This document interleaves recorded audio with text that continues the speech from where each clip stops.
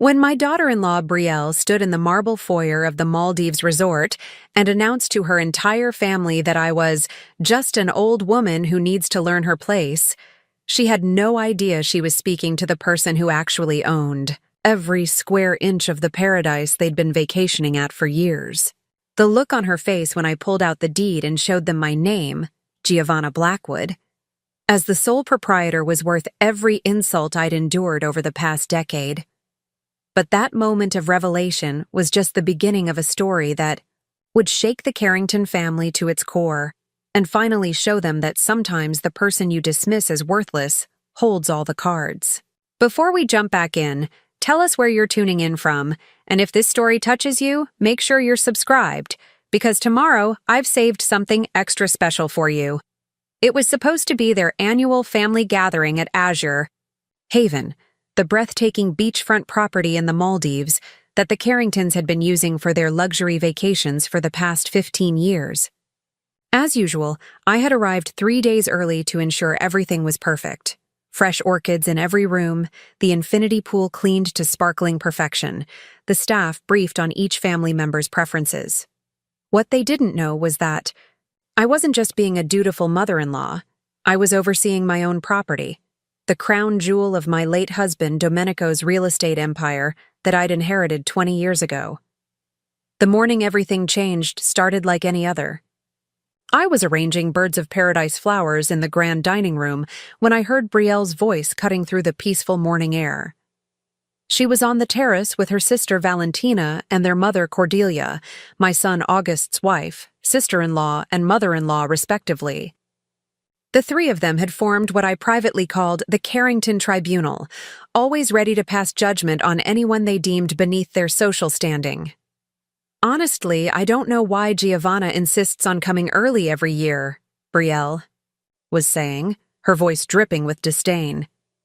It's not like we need her fussing around like some kind of glorified housekeeper. The staff here are perfectly capable. Valentina's laugh was sharp and cruel. Right? And have you seen what she's wearing? Those old sundresses she insists on bringing. You'd think after marrying into our family, she'd have learned how to dress properly by now.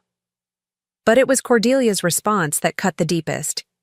Ladies, please, we must be charitable. Giovanna is just an old woman now. She probably doesn't realize how out of place she is at our family gatherings. Perhaps we should gently suggest she stay home next year. After all, these vacations are for family, and technically, she's not really one of us anymore since Domenico passed.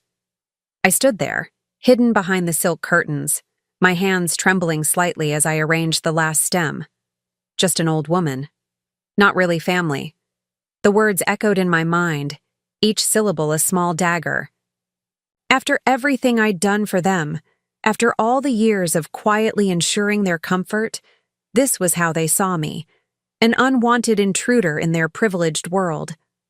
My late husband Domenico had been the only Carrington who ever truly saw me. We'd met when I was running a small seaside restaurant in Positano, and he was a young architect on holiday.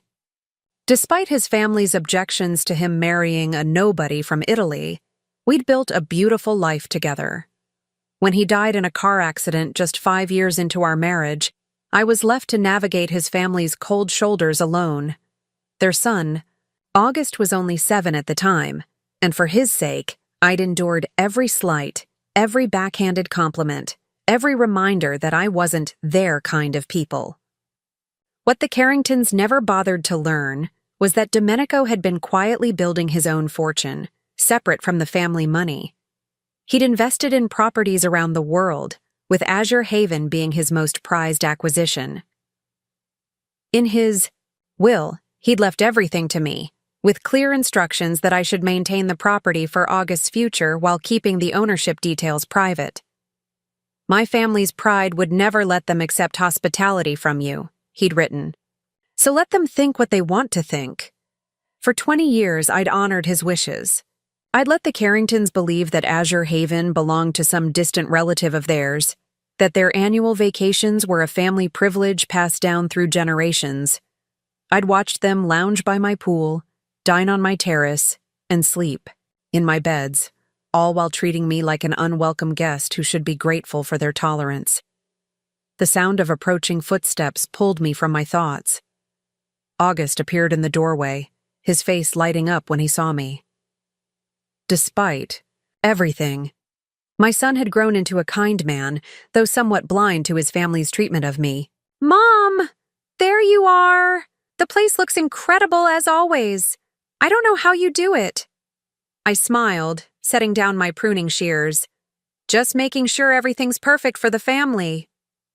He hugged me briefly, then glanced at his watch. "Listen, Brielle wanted me to talk to you about something. She feels like maybe you're working too hard on these vacations. You know, at your age, you should be relaxing more, not running around organizing everything."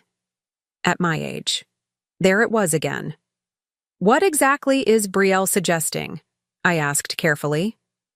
August shifted uncomfortably. "Well, she thought maybe next year you could arrive with everyone else instead of coming early. Or maybe even skip a year? Give yourself a break? We could hire an event planner to handle the preparations." I studied my son's face, searching for any sign that he understood how hurtful this suggestion was. Finding none, I simply nodded. "I'll think about it." As August left to join his wife, I made a decision. 20 years of silence was enough. The Carringtons were about to learn exactly who they'd been dismissing as just an old woman. That evening, as the family gathered for their welcome dinner on the torchlit terrace, I took my usual seat at the far end of the table.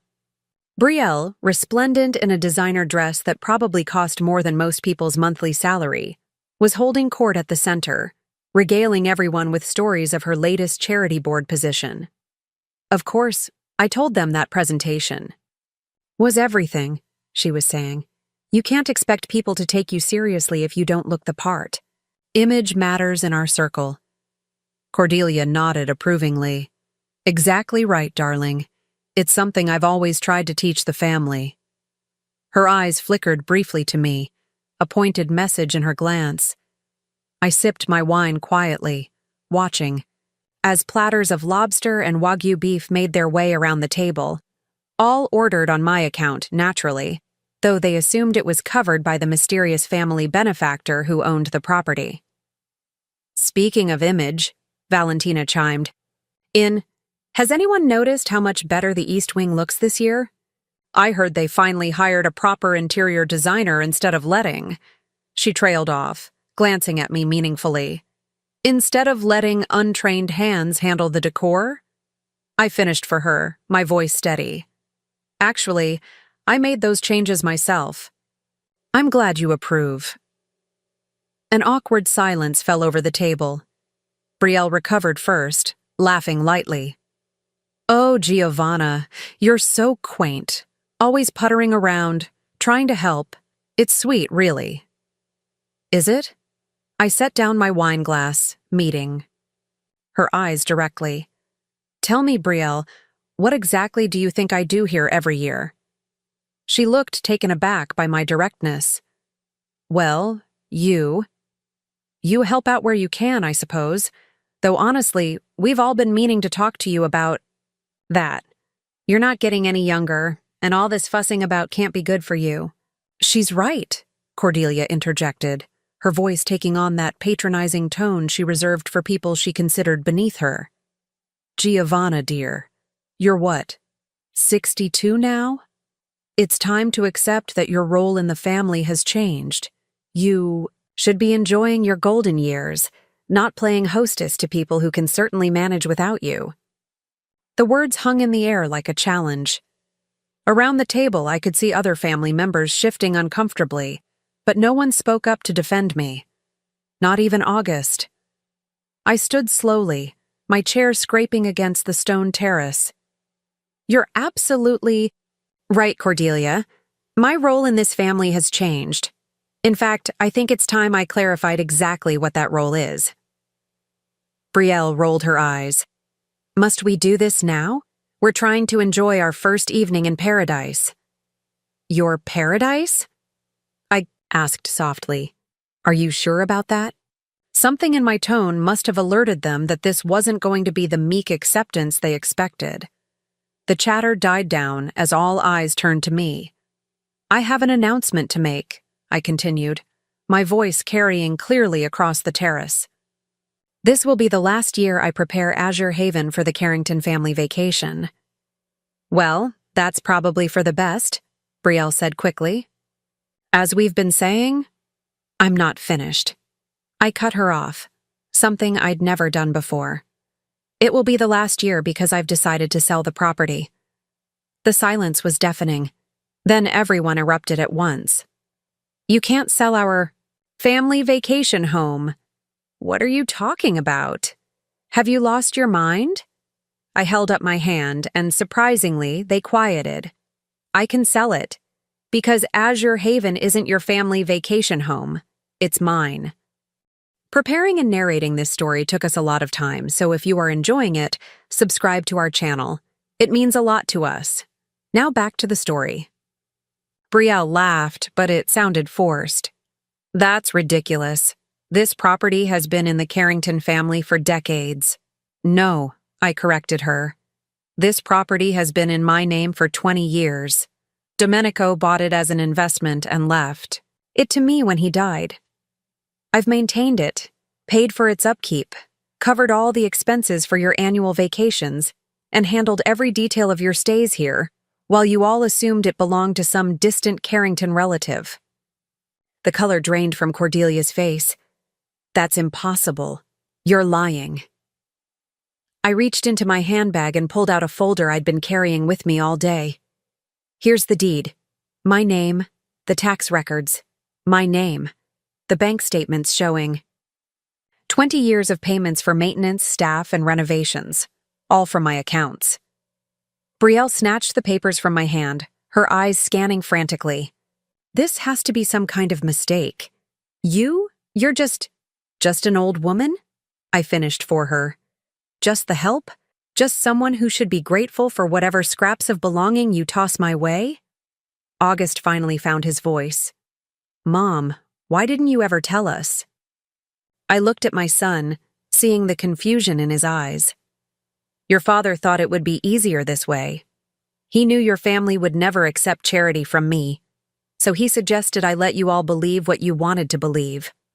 And for 20 years, I honored his wishes, but I'm done being treated like an unwelcome guest in my own home."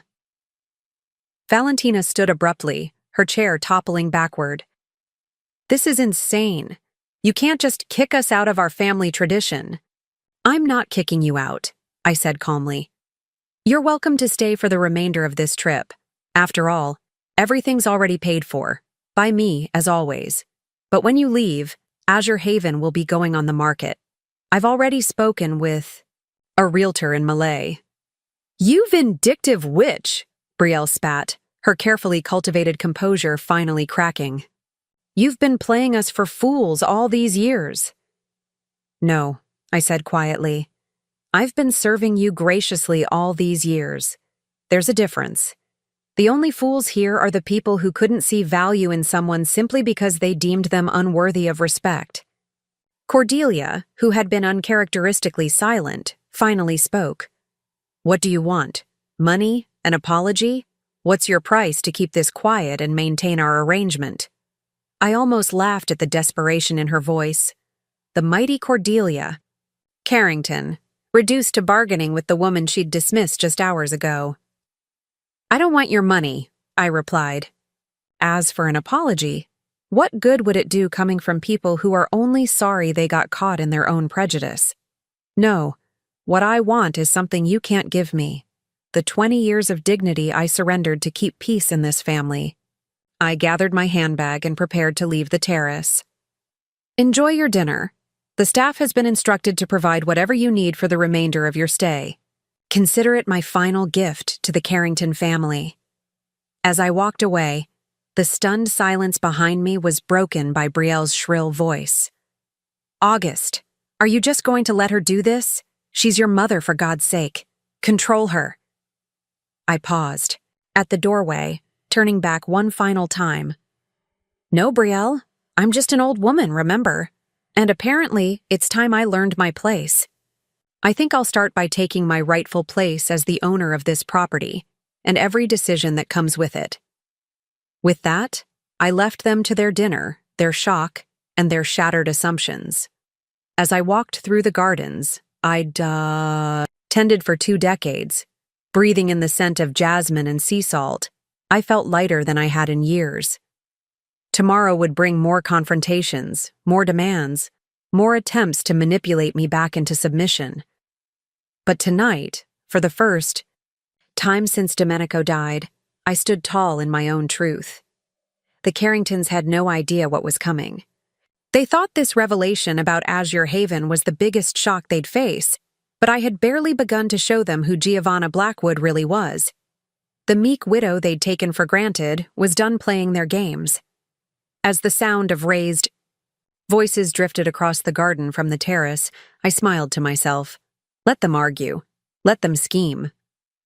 They were about to learn that when you dismiss someone as just an old woman, you might be overlooking the person who holds all the power, and has finally decided to use it.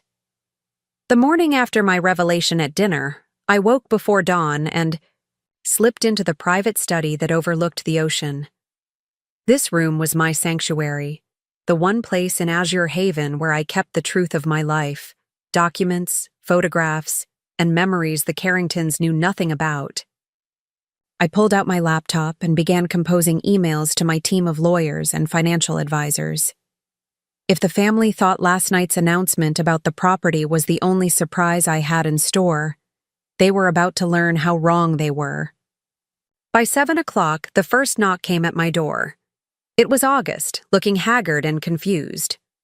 "Mom, we need to talk," he said, running his hands through his hair. "Brielle couldn't sleep all night. She keeps saying there must be some misunderstanding." I gestured for him to sit in one of the leather armchairs. "There's no misunderstanding, August. I own Azure Haven. I've owned it for 20 years. But why didn't you tell me?" The hurt in his voice was genuine. "All these years, I thought. We all thought." "You thought what? That I was just tagging along on your family's generosity? That I should be grateful to be included?" He flinched. "That's not fair." "Isn't it? Tell me, August. In all these years, did you ever once defend me when your wife and her family made their little comments about my clothes, my background, my place in the family?" His silence was answer enough. "Your father knew exactly how his family would treat me after he died," I continued. "That's why he made sure I'd have security, even if I had to hide it. He wrote me a letter before he died. Would you like to see it?" I pulled out a worn envelope from my desk drawer and handed it to him. August unfolded the yellowed paper, his eyes scanning his father's distinctive handwriting. "My dearest Giovanna, if you're reading this, then I'm gone, and you're facing my family alone. I'm so sorry for that. I know Mother and the others will try to diminish you, to push you aside now that I'm not there to protect you. But remember this, you are stronger than all of them combined. The properties I'm leaving you aren't just financial security. They're your power. Use them wisely, and when the time is right, show them who you really are. All my love, Domenico." August looked up, his eyes wet. He knew? He knew how they would treat you? Your father saw things very clearly. He loved his family, but he wasn't blind to their flaws. Before August could respond, we heard raised voices from the terrace below. Through the window, I could see Brielle confronting the head groundskeeper, her finger jabbing at his chest. "What do you mean all major decisions go through Mrs. Blackwood? This is Carrington property. My husband's family has been coming here for 15 years. The groundskeeper, Philippe, stood his ground. "Ma'am, Mrs. Blackwood owns Azure Haven. Always has. She signs our paychecks." "Mom," August said, watching his wife's mounting hysteria, "you have to understand. This is a shock for everyone. Maybe we could work out some kind of arrangement." "Like what?" Continue pretending I'm just the help while your family vacations? In my home? No, August, I'm done living that lie. My phone buzzed with a message from my lawyer, Nadia Khoury. All documents ready. The Singapore and Monaco properties are prepared for transfer as discussed. Shall I proceed? I typed back quickly. Proceed as planned. August was still speaking, trying to find some middle ground, when Brielle burst into the study, Cordelia, and Valentina close behind her. "This is theft!" Brielle shouted, waving her phone. "I've been researching property laws all night. There must be some kind of fraud involved. No cleaning lady could afford a place like this." "Cleaning lady?" I stood up slowly. "Is that what you think I was before I married Domenico?" "What else could you have been?" Cordelia interjected. "Domenico found you in some Italian backwater. We all know the story." "You know the version of the story that made you comfortable." I moved to my desk and pulled out a leather portfolio. Before I met Domenico, I owned 3 restaurants along the Amalfi Coast.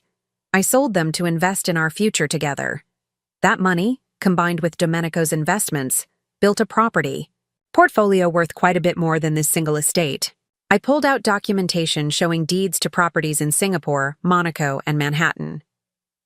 Azure Haven is actually one of our more modest holdings. Valentina snatched one of the documents, her face paling. This is that penthouse in Monaco, the one Prince Albert's nephew wanted to buy last year. You own this? Among others, yes. Brielle was scanning through more papers, her voice growing shrill. The brownstone in Manhattan, the villa in Tuscany, that estate in Singapore where they hosted the tech summit. You own all of these? Domenico and I built this portfolio together. After he died, I continued managing and expanding it. You'd be surprised how much wealth you can accumulate when you're not wasting money trying to impress people who don't respect you anyway. Cordelia sank into a chair, fanning herself. This can't be real. You've been... What? Playing poverty? While sitting on millions? Playing poverty? I laughed. I've never claimed to be poor. You all just assumed I must be because I didn't flaunt designer labels or drop names at every opportunity. You saw what you wanted to see. August found his voice again. Mom, why are you doing this now? What's your end game? My end game. I looked at my son, feeling both love and disappointment. For years, I've watched your wife and her family treat me like an embarrassing obligation. I've listened to them mock my clothes, criticize my manners, and question my right to be here. And you, August, you never once spoke up. Not once. That's not true. Name one time, I challenged. One single instance where you defended your mother against their condescension. His silence spoke volumes. But this isn't really about revenge, I continued. It's about truth. And the truth is, I'm tired. Tired of pretending, tired of making myself small to fit into your family's narrow idea of who I should be. I have a life beyond being August's mother or Domenico's widow. I have friends, interests, achievements, none of which any of you have ever bothered to ask about. Brielle, still clutching the property documents, tried a different approach. Giovanna, I think we've all misunderstood each other. Perhaps we could start fresh. After all, we're family. Are we? I asked pointedly. Because just yesterday, your mother-in-law informed me that I'm not really family anymore since Domenico is gone. Cordelia had the grace to look slightly ashamed, though she quickly covered it with indignation. That's not what I meant, and you know it. I know exactly what you meant. I gathered the property documents and locked them back in my desk. Now, if you'll excuse me, I have a conference call with my property managers.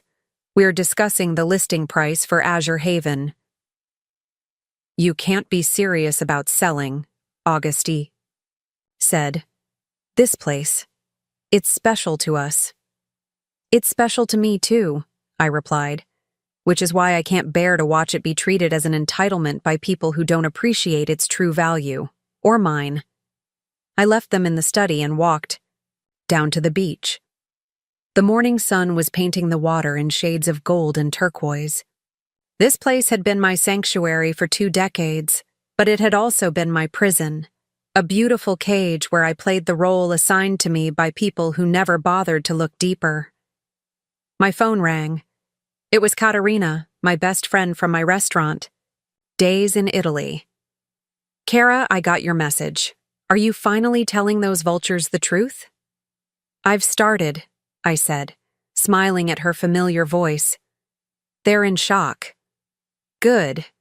It's about time they learned who they've been dismissing all these years. So, are you really selling Azure Haven? I'm considering it. But first, I want them to understand exactly what they've lost through their own arrogance.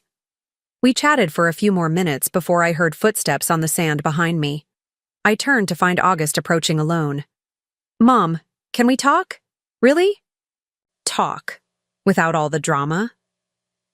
I gestured to a bench overlooking the water. Of course. We sat in silence for a moment before he spoke. I've been thinking about what you said, about me never defending you. You're right, I didn't. I told myself I was keeping the peace, but really, I think I was just being a coward. It hurt, August, every time. I know. I see that now. He paused. Dad's letter. He was right about everything, wasn't he? About how they'd treat you. About the properties being your power. Your father was a very wise man. Will you tell me the truth? About who you really are? Not the version I grew up believing, but the real story? So I told him. About growing. Up in a small coastal town working in my uncle's restaurant, saving every penny to buy my first small trattoria. About building a successful business, traveling, learning about wine and art and architecture. About meeting his father not as a starry-eyed nobody, but as an accomplished woman who chose love despite the social barriers. I gave up my restaurants. When we married, not because I had to, but because I wanted to build something with your father. We invested together, planned together, dreamed together. When he died, I could have fought his family openly for recognition, but I thought staying quiet would be better for you. But it wasn't, August said quietly. It just taught me to be complicit in their behavior. Perhaps. But you can change. That now. How? Brielle is. She won't accept this easily. None of them will. That's not my problem anymore, August. I've spent 20 years making things easy for others.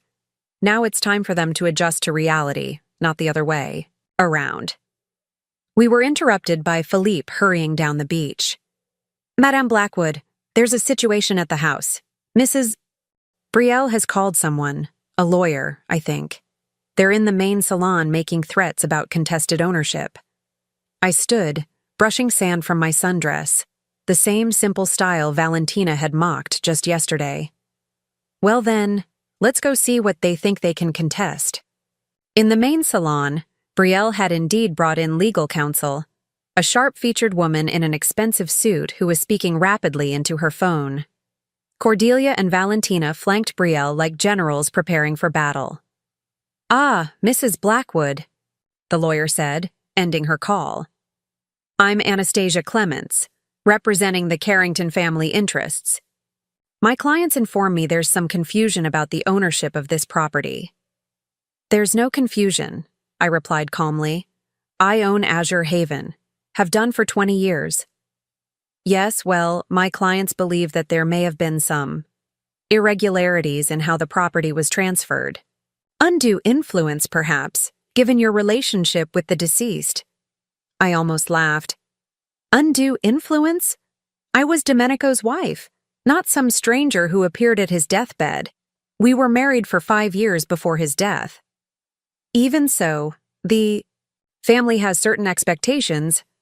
The family's expectations are not my concern, I cut in. Nor are they legally binding. I have clear title to this property and several others, all properly documented and filed in multiple jurisdictions. Mom, August said, stepping forward, maybe we should all calm down and discuss this rationally. Oh, now you want rational discussion? Brielle turned on her husband. After your mother has apparently been lying to us for decades? I never lied, I interjected. I simply chose not to advertise my wealth to people who had already decided I was beneath them. There's a difference. Attorney Clements cleared her throat. Mrs. Blackwood, surely you understand the family's position. This property has been central to Carrington family traditions. This property has been central to my hospitality for 20 years, I corrected. Every meal you've eaten, every flower arrangement you've admired, every sunset cocktail you've enjoyed, all provided by me, paid for by me in my own home. But you let us believe. I let you believe what you wanted to believe. Your assumptions are not my responsibility. Cordelia stood up, her voice shaking with rage. You've made fools of us all. What kind of person does something like this? The kind who got tired of being called just an old woman by people enjoying her hospitality, I shot back. The kind who decided that respect shouldn't have to be bought, but since you all seem to value nothing else, perhaps it's time you saw what you've been disrespecting all these years. My phone chimed with another message from Nadia. Singapore. Transaction complete. Monaco papers ready for your signature. Also, the Sheikh's son increased his offer on Azure Haven to $50 million. I glanced at the message, then looked up at the stunned faces before me. Now, if you'll excuse me, I have business to attend to. You're welcome to stay through the end of your scheduled visit, but I suggest you start making alternative plans for next year. Azure Haven will likely have new owners by then, ones who will appreciate it properly. As I walked out, I heard Anastasia Clements murmur to Brielle, Mrs. Carrington, I've just looked up the property records. Your mother-in-law isn't just wealthy, she's significant. The properties she owns. We're talking about a portfolio worth hundreds of millions. I recommend treading very carefully here. I smiled to myself as I climbed the stairs to my study. Let them scramble. Let them recalibrate their attitudes now that they knew the truth. But it was too late for easy reconciliation. 20 years of dismissive treatment couldn't be erased just because they'd discovered my net worth. Back in my study, I placed a call to the Sheikh's son. Your Highness? Yes, about your offer on Azure Haven. I'm ready to discuss terms. As I negotiated what would likely be one of the most expensive private real estate deals in the Maldives, I could hear the Carringtons arguing downstairs. Their voices rose and fell like the tide, full of accusations, justifications, and blame. August's voice occasionally cut through, trying to mediate, but the damage was done. 20 years ago, Domenico had seen this coming. He'd known his family's nature and tried to protect me in his own way. But protection had become a cage, and I was finally ready to fly free. The irony wasn't lost on me. In trying to keep me in my place as just an old woman, the Carringtons had pushed me to finally claim my real place, as a woman of substantial means who no longer needed their approval. Their snobbery had been the key to my liberation. As the afternoon sun painted the ocean in shades of amber and rose, I finalized the preliminary agreement to sell Azure Haven. The Carringtons would have to find somewhere else for their annual gatherings, but that was no longer my concern. I had properties to manage, investments to oversee, and a life to live. One where I never had to make myself small again to fit someone else's idea of who I should be. And tomorrow?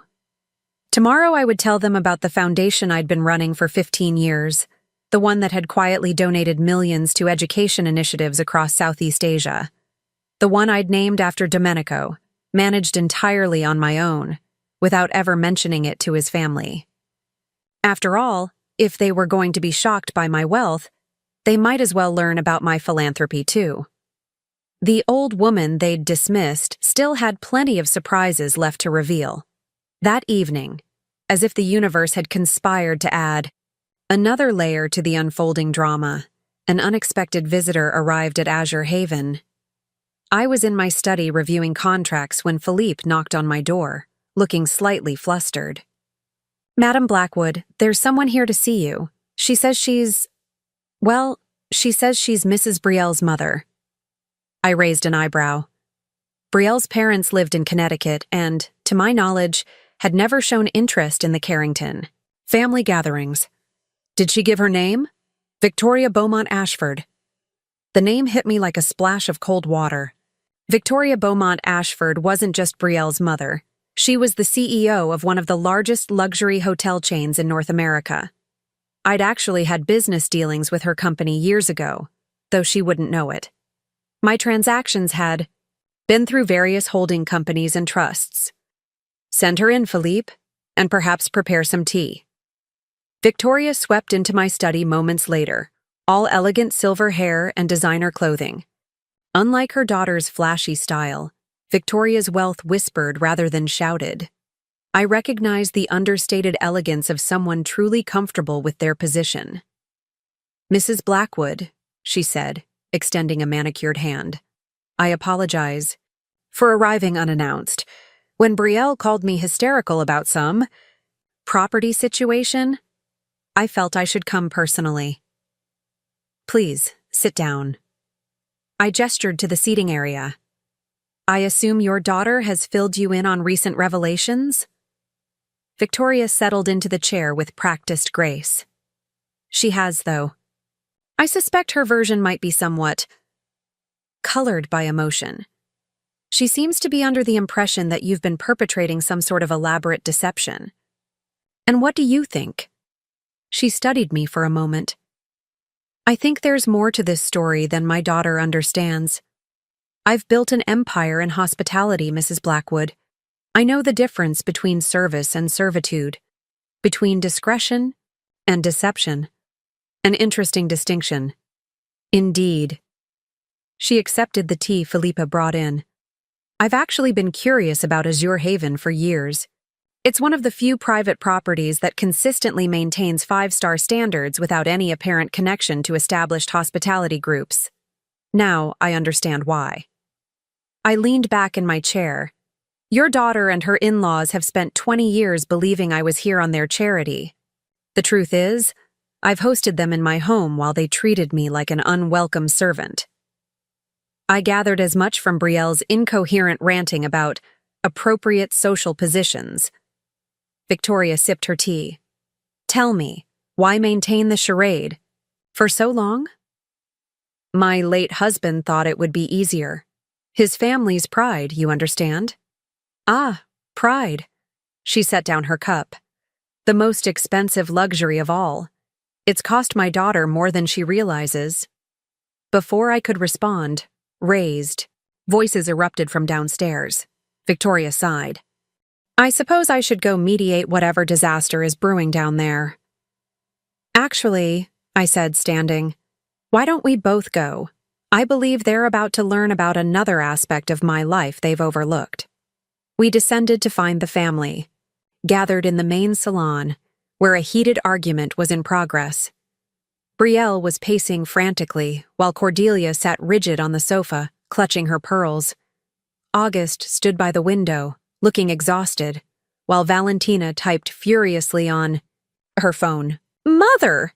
Brielle exclaimed when she saw Victoria. "Thank God you're here. You won't believe what's happening. She pointed at me accusingly, has been lying to us for years. She owns this place, and apparently dozens of other properties. And now she's selling our family vacation home to some Arab prince." "Sheikh," I corrected mildly. "And it's not your family vacation home. It's my property." Victoria raised an elegant eyebrow at her daughter. "Brielle, darling, do calm down. You're making a scene." "A scene? Mother, she's stolen our heritage." "What heritage?" I interjected. "The one where you've vacationed for free in my home while treating me like hired help? The one where you've criticized my clothes, my manners, my very presence, while enjoying my hospitality?"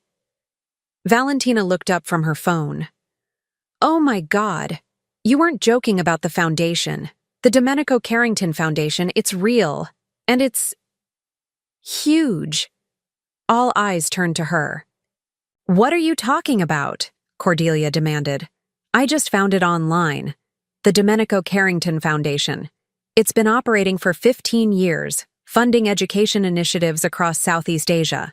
Last year alone, it donated $40 million to various programs, and the founder and chairman is listed as..." She looked up at me. "Giovanna Blackwood." A stunned silence fell over the room. "$40 million?" Brielle whispered. "In 1 year?" "That particular year was exceptional," I said. "We had some excellent returns on our investments. Usually it's closer to 25 or 30 million annually." Victoria's lips curved into what might have been a smile. "Well, well, it seems there are depths to you none of us suspected, Mrs. Blackwood." But how?" Cordelia sputtered. "Where does this money come from?" "From the portfolio Domenico and I built together," I explained patiently. "Properties, investments, various business ventures. The foundation was something I started after his death, to honor his memory and his belief in education." "You've been running a major philanthropic foundation for 15 years and never mentioned it?" August asked, his voice mixed with hurt and amazement. "When exactly would I have mentioned it? During the dinners where your family discussed how I couldn't possibly understand their world? Or perhaps while your wife was explaining that I needed to stay in my lane?" Victoria turned to her daughter. "Brielle, what exactly have you been saying to your mother-in-law?" She never seemed..." Brielle floundered.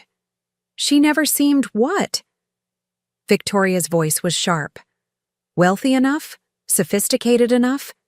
Or did you simply never bother to look beyond your own assumptions?" "This is ridiculous," Valentina burst out. "If she's so rich and powerful, why has she been playing servant all these years?" "I haven't been playing servant," I said quietly. "I've been honoring my husband's memory by hosting his family. I've been maintaining traditions that seemed important to you all. I've been trying to be the bridge between August and his father's family. But not once in 20 years. Has anyone in this room asked me about my life, my interests, my achievements?" "That's not true," Cordelia protested weakly. "Really? Tell me then, what do you know about me beyond being Domenico's widow? Do you know I speak 5 languages? That I studied architecture in Florence before I met your son? That I serve on the board of 3 international charities? That I own one of the largest private collections of Southeast Asian art in Europe?" Their silence was answer enough. Victoria cleared her throat. "I think what Mrs. Blackwood is trying to say is that you've all been so focused on what you thought she wasn't, that you never bothered to discover what she actually is." "But why hide it?" Brielle demanded, her voice almost petulant now. "Hide? What exactly? My wealth? I've never hidden it. I simply haven't flaunted it. Or did you think the fresh orchids that appear in every room, the perfectly maintained property, the staff who anticipate your every need, did you think all that happened by magic?" We assumed there was a trust or something," August admitted. "There is a trust. Several, actually. All in my name." My phone buzzed with a message. I glanced at it and couldn't help but smile. "What now?" Valentina asked suspiciously. "Oh, just a confirmation that our latest project has been approved. The foundation is building a technology center in Cambodia. It should serve about 15,000 students annually." "This is insane," Brielle muttered. "My mother-in-law is some kind of secret philanthropist millionaire?" "Billionaire," Victoria corrected quietly. "If these property listings are accurate, your mother-in-law's assets put her well into billionaire territory." The word seemed to echo in the room. Billionaire. "I need a drink," Cordelia announced, standing abruptly. "The bar is fully stocked," I said helpfully. "The Macallan 1926 is particularly good. Though at $60,000 a bottle, I've been saving it for special occasions." Cordelia sat back down, looking faint. "You've been serving us $60,000 whiskey?" Valentina squeaked. "Only to those who could appreciate it. Your father-in-law had excellent taste." Victoria laughed then, a rich, genuine sound. "Oh, this is delicious.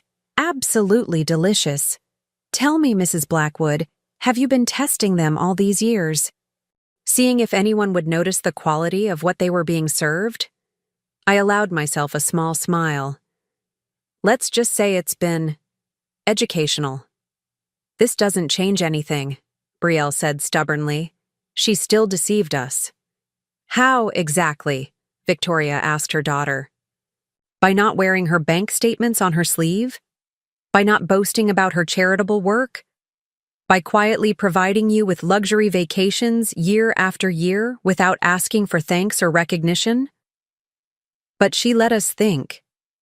"She let you think? What you were determined to think," Victoria cut in sharply. "And now you're upset because reality doesn't match your prejudices. Frankly, Brielle, I'm disappointed in you." Brielle looked as though she'd been slapped. August moved away from the window. "Mom, I need to ask you something. Was this all some kind of test? Were you waiting for us to prove ourselves worthy or something?" I looked at my son, feeling a wave of sadness. "No, August. It wasn't a test. It was just life." I kept quiet, because it seemed easier than fighting your family's assumptions. I focused on being a good mother to you, rather than demanding recognition for anything else. But yesterday, when I heard your wife and her family dismissing me as just an old woman who should learn her place, something finally broke. "So you decided to drop this bombshell on us?" "I decided to stop pretending that disrespect doesn't hurt just because it comes from family." Victoria stood gracefully. "Well, I think I've heard enough to understand the situation. Brielle, darling, I believe you owe your mother-in-law an apology. A genuine one, not the kind you give, to smooth over social awkwardness." "But Mother—" "No buts. This woman has hosted you in her home for years, provided for your comfort, supported your lifestyle, and asked for nothing in return except basic courtesy, which you couldn't even manage to give her." Brielle's face flushed deep red. I didn't know." "That's exactly the point," I said softly. "You didn't know because you never cared to know. You saw what you expected to see and treated me accordingly." The room fell into an uncomfortable silence. Finally, Cordelia spoke up, her voice uncharacteristically subdued. "Giovanna, we may have misjudged certain things." "May have?" I raised an eyebrow. "Have," she conceded. "We have misjudged you. Greatly." "The question is," Victoria said, looking around the room, "what are you all going to do about it now?" Before anyone could answer, Philippe appeared in the doorway. "Madame Blackwood, I apologize for interrupting, but there's an urgent call from the Foundation. Something about the Minister of Education in Singapore?" "Excuse me," I said, standing. "I need to take this call. Feel free to continue discussing my deception amongst yourselves." As I walked toward my study, I heard Victoria say to the stunned group, "You know, in all my years in business, I've learned that truly powerful people rarely need to announce their power. They simply exercise it. I think you've all just learned that lesson the hard way." In my study, I took the call from Singapore, but my mind was still partly on the scene I'd left behind. For 20 years, I'd kept my silence, thinking it was the best way to keep peace in the family. But silence had been misinterpreted as weakness, discretion as insignificance. The call was brief, just a confirmation of permits for our new educational campus. After hanging up, I walked to the window overlooking the ocean. The sunset was painting the sky in brilliant oranges and purples. Beautiful views from a beautiful prison. But I wasn't a prisoner anymore. A knock on the door interrupted my thoughts. "Come in." August entered, looking older than his 42 years. Mom, can we talk? Really talk this time? Of course. He sat down heavily in one of the chairs. I've been an idiot, haven't I? You've been complacent, I said carefully. That's a kind way of putting it. He rubbed his face. I just got off the phone with David. You remember my lawyer friend. I asked him to look into some of the properties you showed us. He says the Singapore estate alone is worth more than the entire Carrington family fortune. David always did have a good eye for real estate. Mom, why didn't you ever tell me? Not about the money. I get why you kept that quiet. But about the foundation, the charity work, all the things you've accomplished. I'm your son. Didn't you think I'd want to know? I sat down across from him. What would you have done? With that information, August? 20 years ago, you were still trying to prove yourself to your father's family. Would knowing your mother was wealthy have helped? Or would it have complicated things even more? I could have stood up for you. Could you? When Brielle insulted my dress at your wedding, you said nothing. When your grandmother suggested, I should eat in the kitchen with the staff during that first Christmas, you looked away.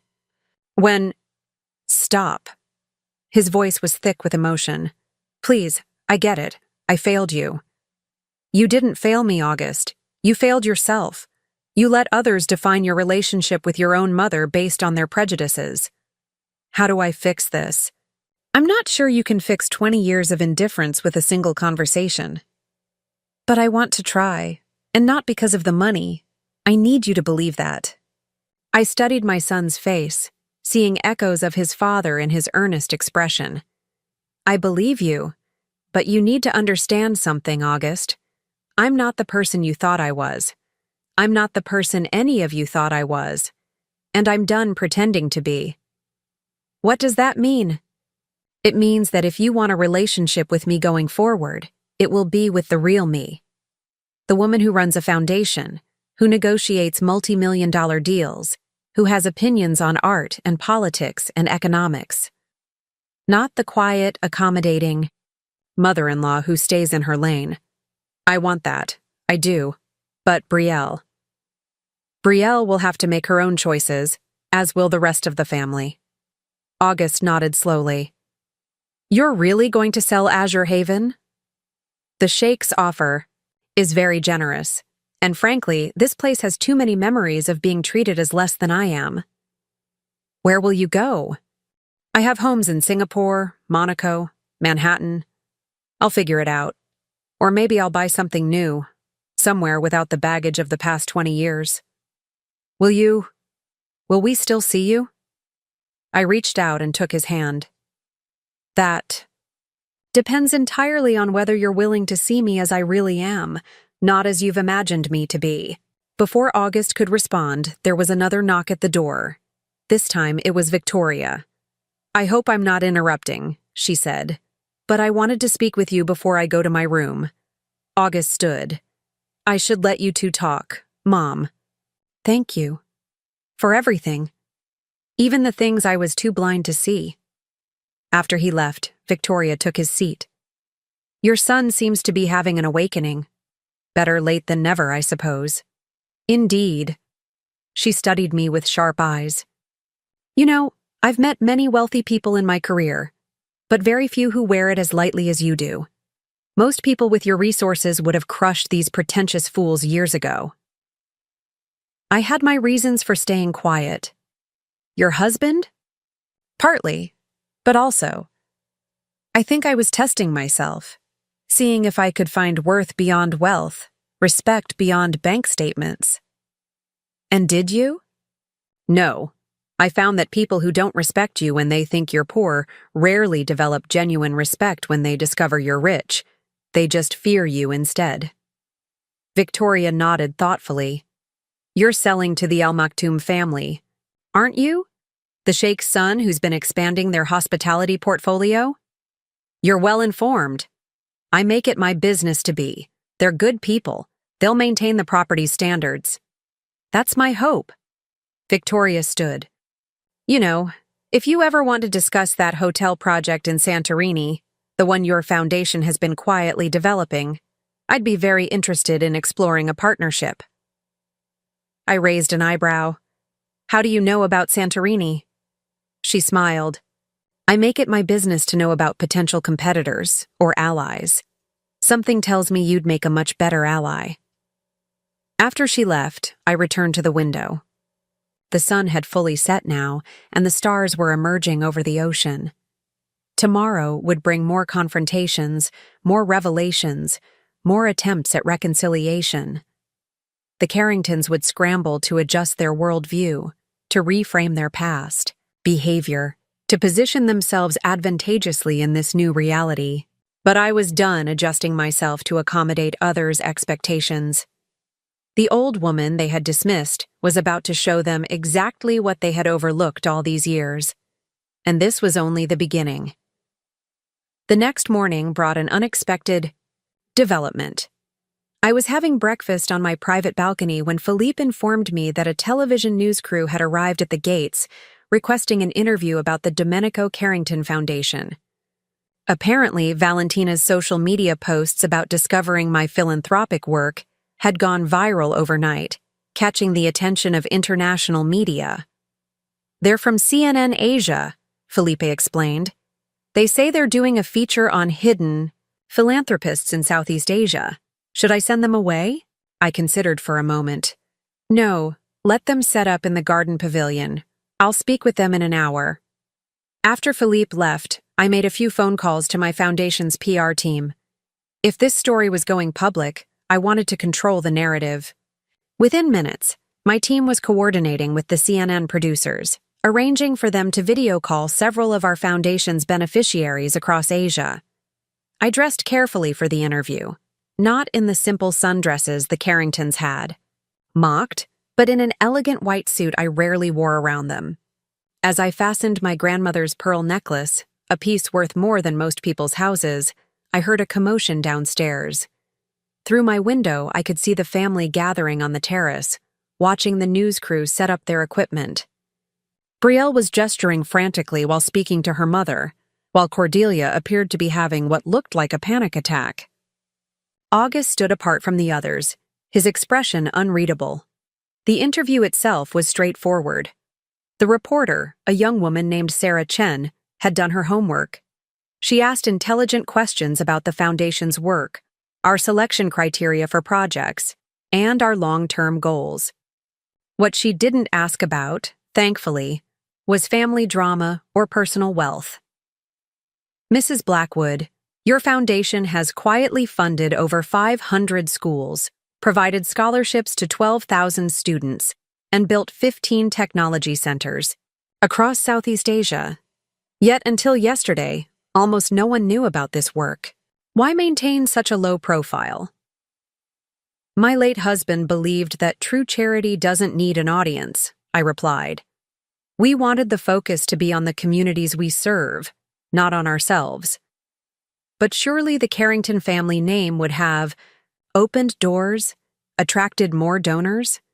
Perhaps, but Domenico never wanted our charitable work to be about social capital or networking opportunities. It was about giving back, purely and simply. As the interview continued, I noticed more people gathering in the garden, not just the family now, but also some of the resort staff who had learned about my identity as their employer. Many of them had children who had benefited from our foundation's programs. Can you tell us about your future plans for the foundation? Sarah asked. We're expanding into sustainable technology education. The world is changing rapidly, and we want to ensure that students in developing regions aren't left behind. We're also partnering with several tech companies to create internship programs that connect our graduates with global opportunities. After the interview concluded, I walked back toward the main house, only to find the Carringtons waiting for me on the terrace. They looked like a group of defendants awaiting sentencing. That was impressive, Cordelia managed, her voice lacking its usual sharp edge. Thank you. Giovanna, Brielle stepped forward, wringing her hands. That is, my mother and I were talking, and we realize we owe you a significant apology. I waited, saying nothing. "We've been absolutely horrible to you," she continued, the words tumbling out rapidly. "All these years we made assumptions. We were dismissive. We failed to see who you really are." "And who am I really, Brielle?" she faltered. You're someone extraordinary. Someone we should have respected from the beginning." "Because of my money? Because of the foundation?" "No. Well, not just that. Because of your character, your generosity, your—" "Stop." I held up my hand. "Please don't insult both of us with this sudden enlightenment. Yesterday you thought I was just an old woman who should learn her place. Today, after discovering my wealth, you find me extraordinary." "What changed, Brielle? Certainly not my character. That's been constant for 20 years. "That's not fair," Valentina interjected. "How were we supposed to know who you really were when you hid everything from us?" "Did I hide my kindness? Did I hide the fact that I welcomed you into my home year after year? Did I hide my love for my son and my efforts to maintain his relationship with his father's family? What exactly did I hide that prevented you from treating me with basic human dignity?" The silence that followed was deafening. Finally, August spoke. "Mother's right. We saw what we wanted to see. Or rather, we saw what confirmed our prejudices and ignored everything else." Before anyone could respond, Philippe approached with a sealed envelope. "Madame, this just arrived by special courier, from the palace in Monaco." I opened the envelope and scanned its contents. It was an invitation to a charity gala, one where my foundation would be receiving a humanitarian award from Prince Albert himself. The event was in 3 days. "What is it?" August asked. "An invitation to receive an award in Monaco, for the foundation's work." "Monaco?"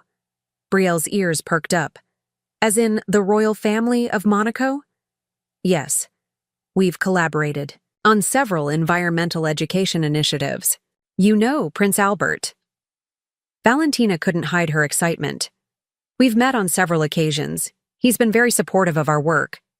I could practically see the wheels turning in their heads, visions of royal connections, glamorous parties, social elevation. It was almost comical. Will you be attending?" Cordelia asked, trying to sound casual. "Of course. I leave tomorrow." "Tomorrow?" Brielle stepped forward. "But we still have 3 days left of our vacation." "Yes, you do, at my property, which you're welcome to enjoy for the remainder of your scheduled time." Might we possibly?" Brielle struggled with the words. "Could we come with you, to show our support?" I looked at her steadily. "This isn't a social event, Brielle. It's a recognition of years of hard work by hundreds of people. It's not an opportunity for networking or social climbing. That's not what I meant." "Isn't it?" She had the grace to look ashamed. I turned to walk away, then paused. "You know what the saddest part is? If any of you had shown genuine interest in my life over the past 20 years, you could have been part of this journey. You could have contributed to something meaningful. Instead, you chose to focus on my perceived shortcomings. And now, when you finally see value in me, it's too late to share in what I've built." That evening, as I packed for Monaco, August knocked on my door. "Can I help?" he asked. "Come in." He sat on the edge of my bed, watching me fold clothes into my suitcase. "I've been thinking about Dad's letter," he said finally, "about what he knew would happen. Your father was perceptive. Did you ever resent him for putting you in this position?" I paused in my packing. "Sometimes, but he thought he was protecting both of us. He knew his family would never accept me as an equal, so he gave me the means to live independently of their approval. But it isolated you. It did. But it also gave me the freedom to build something meaningful without constantly fighting for validation." August picked up a framed photograph from my dresser, one of Domenico and me on our honeymoon in Santorini. I miss him. So do I. Do you think he'd be proud of what you've accomplished? I think he'd be proud that I've found my own path, that I didn't let his family's prejudices define me. I'm sorry I did. You were young, and you were trying to fit in with your family. That's not an excuse. No, I agreed. It's not. We sat in comfortable silence for a moment before August spoke again. Tell me about the foundation. How it really started. Not the public version, the real story. So I told him about how after Domenico's death, I had felt lost and purposeless. How I had traveled to Thailand to visit a friend and had seen children studying by candlelight because their school had no electricity. How that single image had sparked the idea for what would become the foundation. I started small, I explained, just funding solar panels for a few rural schools. But then I saw how much more was needed: computers, internet access, teacher training. One project led to another, and suddenly I had a foundation. Why education specifically? Because education is what saved me. After my parents died, I could have ended up anywhere. But I had teachers who believed in me, who pushed me to learn, to grow. I wanted to give that same chance to others. And you never told us about any of this. Would you have listened? Really listened? Or would it have been dismissed as cute that Domenico's widow had a little charity project? August winced. Probably the latter. Exactly. My phone buzzed with a message from my assistant in Monaco, confirming the arrangements for my arrival. A suite at the Hotel Hermitage was ready, and the Foundation's European team was preparing for the award ceremony. There's something else I should tell you, I said to August, about the sale of Azure Haven. What about it? The buyer, Sheikh Al Maktoum, wants to turn it into a campus for a new international hospitality school, one that will offer scholarships to students from developing nations. I'm donating a portion of the sale price to create an endowment for those scholarships. August's eyes widened. So even selling this place, you're still thinking about education and opportunity? Always. It's not about the money, August. It never has been. It's about using what we have to create something better. I want to help, he said suddenly. With the foundation. I know I haven't earned the right, but I want to be part of this, part of what you're building. I studied my son's face, looking for any sign of the opportunism I'd seen in his wife and her family. But all I saw was genuine desire, perhaps, for the first time in years, to connect with his mother's true self. We'll see, I said finally. Let's take it one step at a time. The next morning, as I prepared to leave for the airport, the family gathered to see me off. The dynamics had shifted dramatically in just 48 hours. Where once they had barely acknowledged my departures, now they hovered anxiously, as if afraid I might disappear forever. Giovanna. Cordelia stepped forward, clutching her pearls in that nervous gesture I'd observed for 20 years. I realize we haven't. That is, I haven't been as welcoming as I should have been. If you're willing, I'd like to start over. I looked at the woman who had once suggested I eat in the kitchen with the staff. Starting over isn't possible, Cordelia. We can only move forward. Whether that includes a relationship depends entirely on your ability to see me as I am, not as you've imagined me to be. I understand, she said quietly, though I wasn't sure she truly did. Brielle approached next, her designer sunglasses failing to hide her red-rimmed eyes. She'd clearly spent the night wrestling with the implications of the past few days. Will you be coming back? To Azure Haven? No. This chapter is closing. I meant to us, to the family. That remains to be seen. Victoria, who had been standing apart from the others, stepped forward. Safe travels, Giovanna, And congratulations on the award. It's well deserved. She handed me a business card. When you're ready to discuss that Santorini project, call me directly. As my car pulled away from Azure Haven, I didn't look back. Ahead lay Monaco, the award ceremony, and a life lived on my own terms. Behind me, I left a family grappling with the realization that their assumptions had cost them 20 years of knowing someone extraordinary. But I wasn't dwelling on their regrets. I had schools to build, students to sponsor, and a foundation that was changing lives across an entire continent. The old woman they had dismissed was just getting started. The flight to Monaco gave me time to reflect on the whirlwind of the past few days. As the private jet climbed through the clouds, yes, I owned a private jet, another detail the Carringtons didn't know. I pulled out my laptop to review the latest foundation reports.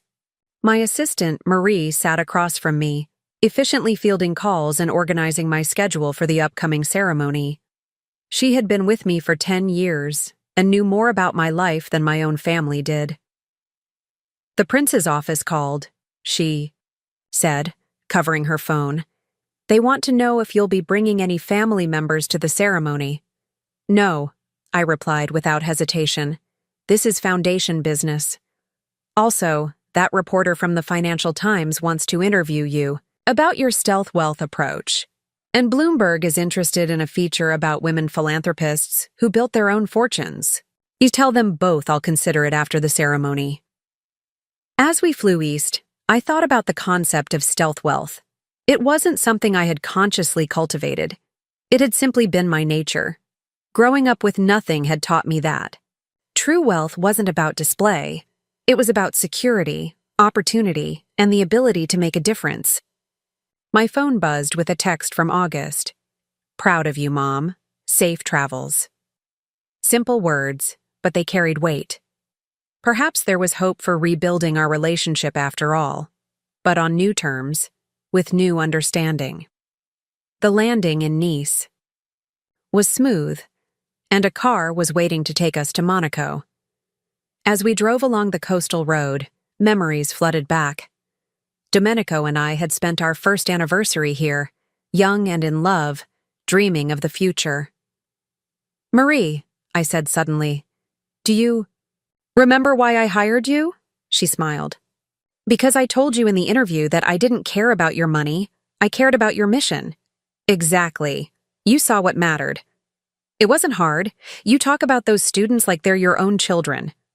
And they were, in a way.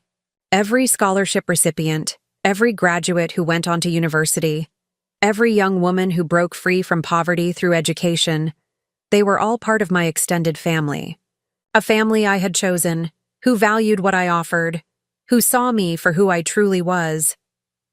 As we approached Monaco with its glittering harbor and elegant buildings climbing the hillside, I felt a sense of peace. The Carringtons could grapple with their revelations back at Azure Haven. I had a humanitarian award to accept, and more importantly, work to continue. The old woman they had dismissed hadn't just survived their condescension, she had thrived despite it. And the best part? This was only the beginning of what they would discover about Giovanna Blackwood. Monaco embraced me with its familiar elegance. The Hotel Hermitage staff greeted me by name, the manager himself escorting me to the Belle Epoque suite overlooking the harbor. This was a world away from Azure Haven, yet in many ways, it felt more like home. Here, I wasn't Domenico's widow, or August's mother. I was Giovanna Blackwood, philanthropist and businesswoman, known and respected in my own right. Your guests will arrive at 7, Marie reminded me as she organized my schedule for the evening. The prince's secretary mentioned they've added a surprise to the ceremony. Nothing too elaborate, I hope. I preferred substance over spectacle, something the royals understood about me. Also, you've received several urgent messages from the Carringtons. Of course. It had been barely 12 hours since I'd left them behind in the Maldives, and already the panic was setting in. When the family discovered I wasn't merely wealthy but connected at the highest levels of European society, Their desperation to re-establish ties would only intensify. Forward August's messages to me. The rest can wait. I opened my laptop to review my speech for the award ceremony when my phone rang. It was Victoria Beaumont Ashford. Giovanna, I hope you don't mind the call. I wanted to congratulate you personally on the award. Thank you, Victoria. That's kind. Not at all. Recognition for genuine philanthropic work is rare in our circles. Usually it's just wealthy people buying plaques to hang in their bathrooms. There was a pause. I also wanted to give you a heads up. My daughter and her in-laws are planning something that might concern you. I sat up straighter. What do you mean? They've booked flights to Monaco, arriving tomorrow morning from what I gather. Cordelia's been calling everyone she knows with connections to the Principality, trying to secure invitations to your award ceremony. I sighed, unsurprised but disappointed. How did you learn this? Brielle called me, practically hyperventilating about how this was her last chance to fix things with you. She seems to think a grand gesture at a royal event will somehow erase 20 years of condescension. And what did you tell her? That she's delusional, that her sudden interest in your foundation is transparently self-serving, that if she truly wanted to support you, she would respect your boundaries and give you space. But we both know, my daughter rarely listens to reason when social advancement is at stake. I gazed out at the yachts bobbing in the harbor. Thank you for warning me. Consider it an apology by proxy. I raised her better than this, or I should have. After ending the call, I contacted the palace security office. If the Carringtons were determined to make a scene, they would find themselves firmly but politely barred from entry. This award ceremony wasn't about family drama. It was about the foundation and the communities we served. As I prepared for the evening, August's messages finally came through. Unlike the frantic texts from Brielle and Cordelia, his were measured and respectful. I understand if you don't want us at the ceremony. Just wanted you to know I'm proud of your work and sorry I didn't appreciate it sooner. Please let me know if there's a better time to talk about the foundation. I meant what I said about wanting to help. I hesitated before responding. Thank you for understanding. Let's meet when I return to Singapore next week. We can discuss your involvement then. His reply was swift. I'll be there. Just me. No. Family drama. The ceremony itself was everything I had hoped for, elegant but focused on substance rather than spectacle. Prince Albert spoke passionately about the Foundation's work, particularly our initiatives in sustainable development. Education. When I accepted the award, a beautiful crystal sculpture designed by a local artist, I dedicated it to the students and teachers who had turned our vision into reality. True change happens not through grand gestures, I said in my acceptance speech, but through consistent, dedicated effort. This award belongs to every student who walked miles to attend our schools, every teacher who saw potential where others saw only poverty, every community that embraced education as a path forward. The audience's applause was warm and genuine. These weren't people impressed by wealth or status. They were fellow travelers on the path of meaningful philanthropy.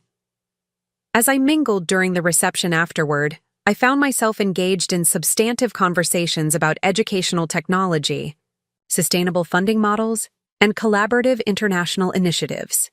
It was refreshing to be seen for my ideas rather than my bank account, or worse, my perceived lack of one. As the evening wound down, Marie approached with a look of concern.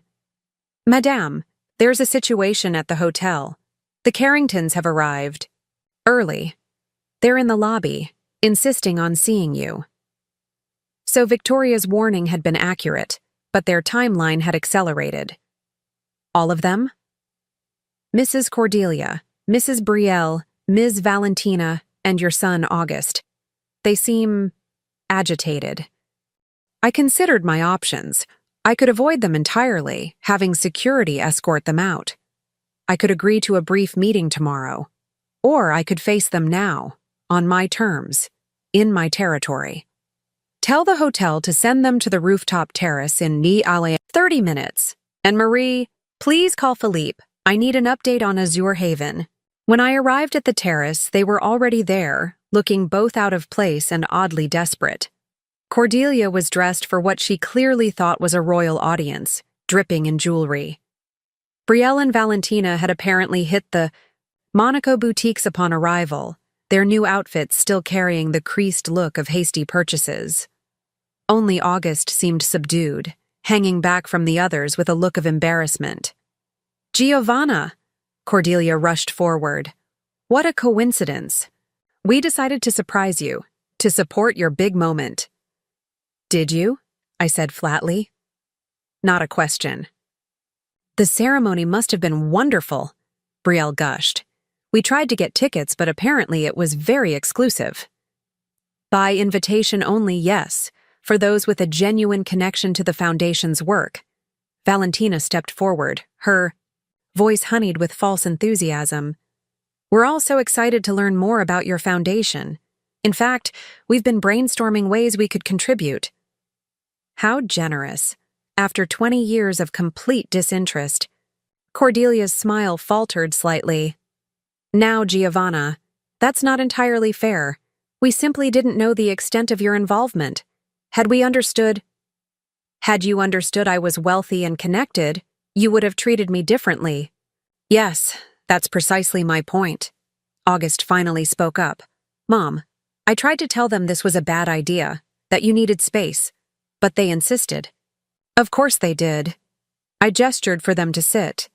So, now that you're here, what exactly do you want? The three women exchanged glances before Brielle took the lead. We want to make amends, to be part of your life going forward, to support your important work. In what capacity exactly? None of you have backgrounds in education, international development, or philanthropy. Well, Cordelia said, straightening her spine, I've been on the board of several charities over the years. I'm quite experienced in fundraising galas and society events. Our foundation doesn't host galas. We build schools, train teachers, and create opportunities for students who would otherwise be excluded from quality education. I could help with social media, Valentina offered quickly. Raise your profile. You could have millions of followers with the right strategy. We don't measure success in followers. We measure it in graduation rates, employment statistics, and community impact. Brielle looked increasingly desperate. Giovanna, please. We're trying. We know we've made mistakes. These weren't mistakes, Brielle. They were choices. Consistent choices over 20 years to dismiss me, to belittle me, to treat me as less than. And now that you know I have wealth and influence, suddenly you're interested in making amends? Suddenly you see value in me? An uncomfortable silence fell over the group. August moved to stand beside me, subtly but significantly positioning himself apart from the others. There's something else you should know, I continued. I've just spoken with Philippe at Azure Haven. The sale to Sheikh Al Maktoum is being finalized tomorrow. The property will transition to its new owners within the month. So soon? Cordelia's voice cracked. But where will we have our family gatherings? Our tradition is ending, along with the fantasy that Azure Haven was ever yours to claim. But we're family, Brielle protested weakly. Are we? Because from where I stand, family means seeing someone's worth regardless of their bank account. It means defending them when others treat them poorly. It means genuine interest in their lives, not just what they can provide for you. My phone buzzed with a message from Marie. I glanced at it, then back at the group.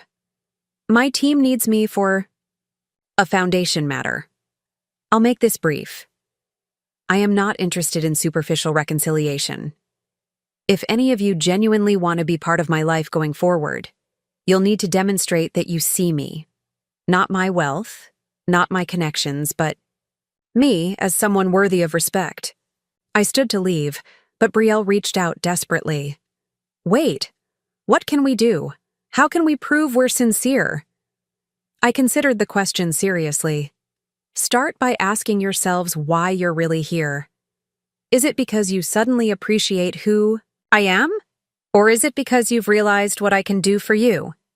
When you have an honest answer to that question, perhaps we can talk again. As I walked away, August fell into step beside me. I'm sorry about them. I told them this would backfire. Then why did you come? To apologize to you in person, and to ask about the foundation. I've been researching your projects all night. The technology initiative in Cambodia, the teacher training program in Vietnam, the scholarship fund for girls in rural Thailand. It's incredible. It's been my life's work. I'd like to understand it better, not because of the money or the connections, but because it's important to you, because it matters. I studied my son, searching for any hint of calculation or insincerity. Finding none, I nodded. Come to my suite tomorrow morning. Bring a notebook. We have a board meeting via video conference. You can observe. The relief on his face was palpable. Thank you. I won't let you down. We'll see. The next morning, August arrived promptly at 8, notebook in hand, dressed not in the casual luxury he usually favored, but in a simple button-down shirt and chinos. He looked serious, prepared, like someone reporting for work rather than seeking social advancement. For the next 3 hours, he sat quietly as I conducted the Foundation's quarterly board meeting. He took notes, listened attentively to discussions about funding allocations, project timelines, and impact assessments. When the meeting concluded, he had questions, thoughtful ones about sustainable funding models and partnerships with local governments. You've done your homework, I observed. I stayed up all night reading everything I could find about the Foundation. I wanted to understand. And do you? I'm starting to, I think. He hesitated. There's something I need to tell you. Something that happened after you left Azure Haven. Go on. I had a major fight with Brielle about how she's treated you all these years, about how I let it happen. I told her things need to change if our marriage is going to survive. Is that what you want? For your marriage to survive? He looked down at his hands. I don't know anymore. I love Brielle, but these past few days have shown me a side of her I can't ignore. The naked opportunism, the social climbing at any cost. I keep wondering, if she treats my own mother this way, what else am I not seeing? That's a question only you can answer. I know. But what I do know for certain is that I want a relationship with you. A real one. And I want to be part of the Foundation's work, if you'll let me. Not as a figurehead, but as someone who contributes meaningfully. I considered his words. 20 years of disappointment made me cautious, but I could recognize genuine remorse when I saw it. It won't be easy. You'd need to earn the team's trust. Learn the work from the ground up. I'm willing to do that. Why? What changed, August, beyond learning about the money? Seeing you at that CNN interview, watching you talk about those students, those communities. You came alive, in a way I've never seen before. It made me realize there's this whole side of you I've never known, a purpose that gives you joy. And I've missed it all because I was too busy trying to fit into a family that never really accepted either of us. There was truth in his words. Painful, honest truth that couldn't be manufactured for advantage. The Foundation is opening a new campus in Singapore next month, I said finally. We need someone to liaise with local businesses for internship placements. It's entry-level work, but important. His face lit up. I could do that. I already have contacts in the business community there. You'd report to our education director, not to me. No special treatment. I wouldn't want any. And the position is unpaid, at least initially. We prefer to direct our funds to programs, not administrative salaries. I have savings. I'll manage. I nodded slowly. Then we'll see how it goes, one step at a time. His smile was genuine. the same smile he'd had as a boy when he accomplished something difficult, but worthwhile. "Thank you for giving me a chance. I won't waste it." Later that afternoon, as I prepared for a private dinner with Prince Albert and several other philanthropists, Marie informed me that Cordelia, Brielle, and Valentina had checked out of the hotel and booked flights back to the States. "They left a rather dramatic note," she added, handing me an envelope. Inside was a handwritten letter from Cordelia, its tone vacillating between wounded dignity and veiled threats. "Giovanna, after your cruel rebuke last night, we see that you have no intention of true reconciliation. If you choose to cut ties with your family because of ancient slights, that is your prerogative. But be warned that the society circles you now move in can be fickle, and one never knows when one might need family connections again. We will be making alternative arrangements for future family gatherings. Perhaps your grand foundation will keep you warm in your old age." I handed the note back to Marie with a small smile. "File it with the others." The others? 20. Years of subtle threats, backhanded compliments, and passive-aggressive notes. I've kept them all. A reminder of why boundaries matter. That evening, as I dined with actual royalty and discussed genuinely important work, I reflected on Cordelia's parting shot. Would my foundation keep me warm in my old age? In a way, yes. Not the money or the accolades, but the knowledge that thousands of students were building better lives because of our work. The communities that had grown stronger. The opportunities that had expanded. The potential that had been unlocked. These were the true legacy of my old age. The next day, August and I flew to Singapore for the Foundation's regional meeting. As the private jet climbed above the clouds, he gazed out the window, his expression thoughtful. "What are you thinking?" I asked. "About all the time I wasted. All the years I could have been part of this." "We can't change the past, August. We can only decide what to do with the present." "I know, and I've decided." He turned to face me. "I'm filing for divorce when we return to the States.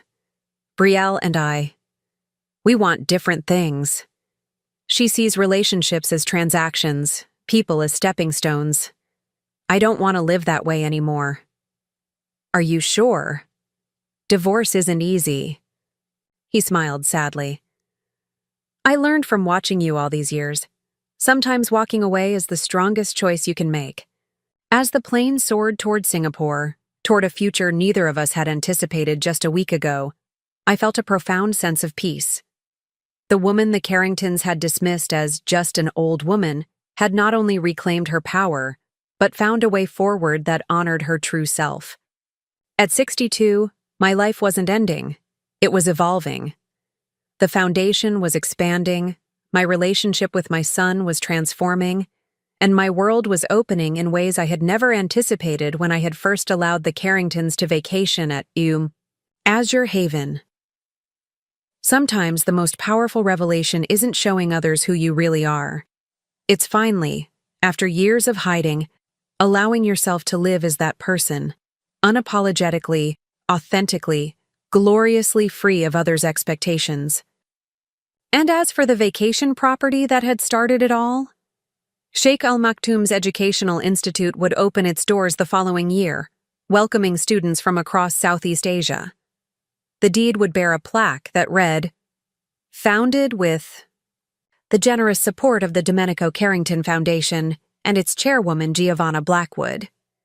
The old woman they had dismissed had transformed their playground into a launching pad for the next generation. It was, I thought with satisfaction, the perfect ending to one chapter and the perfect beginning of the next. "Look," August said, pointing out the window as Singapore came into view below, the city-state glittering in the afternoon sun. Home. And for the first time in 20 years, that word felt entirely true. 3 years passed in what felt like the blink of an eye. Singapore had become truly home, its vibrant energy and forward-thinking atmosphere perfectly matching the Foundation's vision.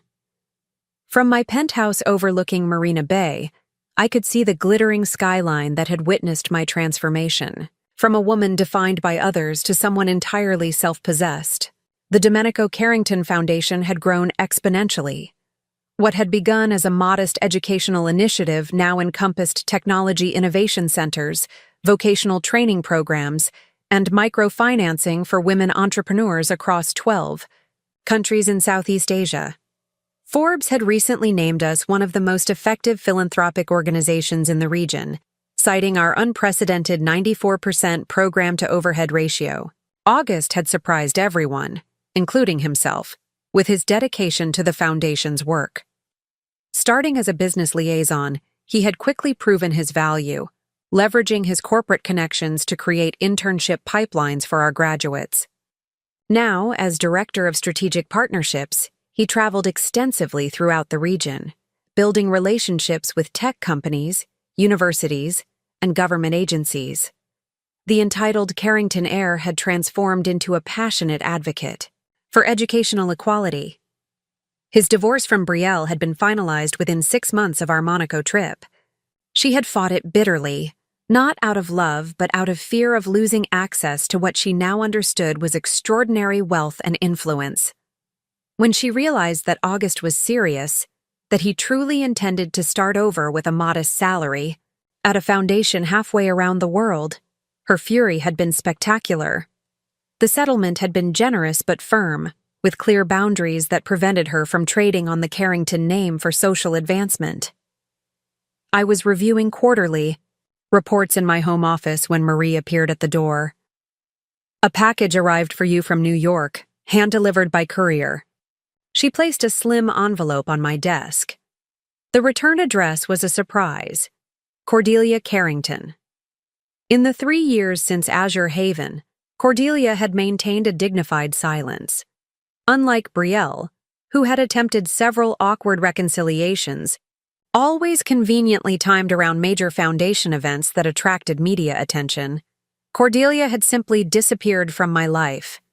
According to August, she had retreated to the family's estate in Connecticut, focusing on local charity work and occasionally lamenting the ungrateful son who abandoned his heritage. I opened the envelope carefully.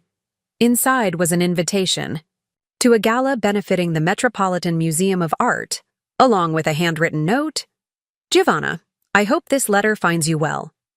Time has a way of providing perspective. Perhaps, if your schedule permits, we might see each other at the gala. Cordelia." No apology, no acknowledgement of past behavior, just a careful social overture disguised as casual coincidence. Classic Cordelia. I was still holding the invitation when August arrived for our weekly strategy meeting. He took one look at it and raised an eyebrow. "Grandmother's reaching out?" "It appears so, though reaching out might be an overstatement. More like extending the very tip of her little finger." He laughed. "Are you going to go?" "I haven't decided. The foundation does have supporters in New York I've been meaning to meet with. It could be efficient."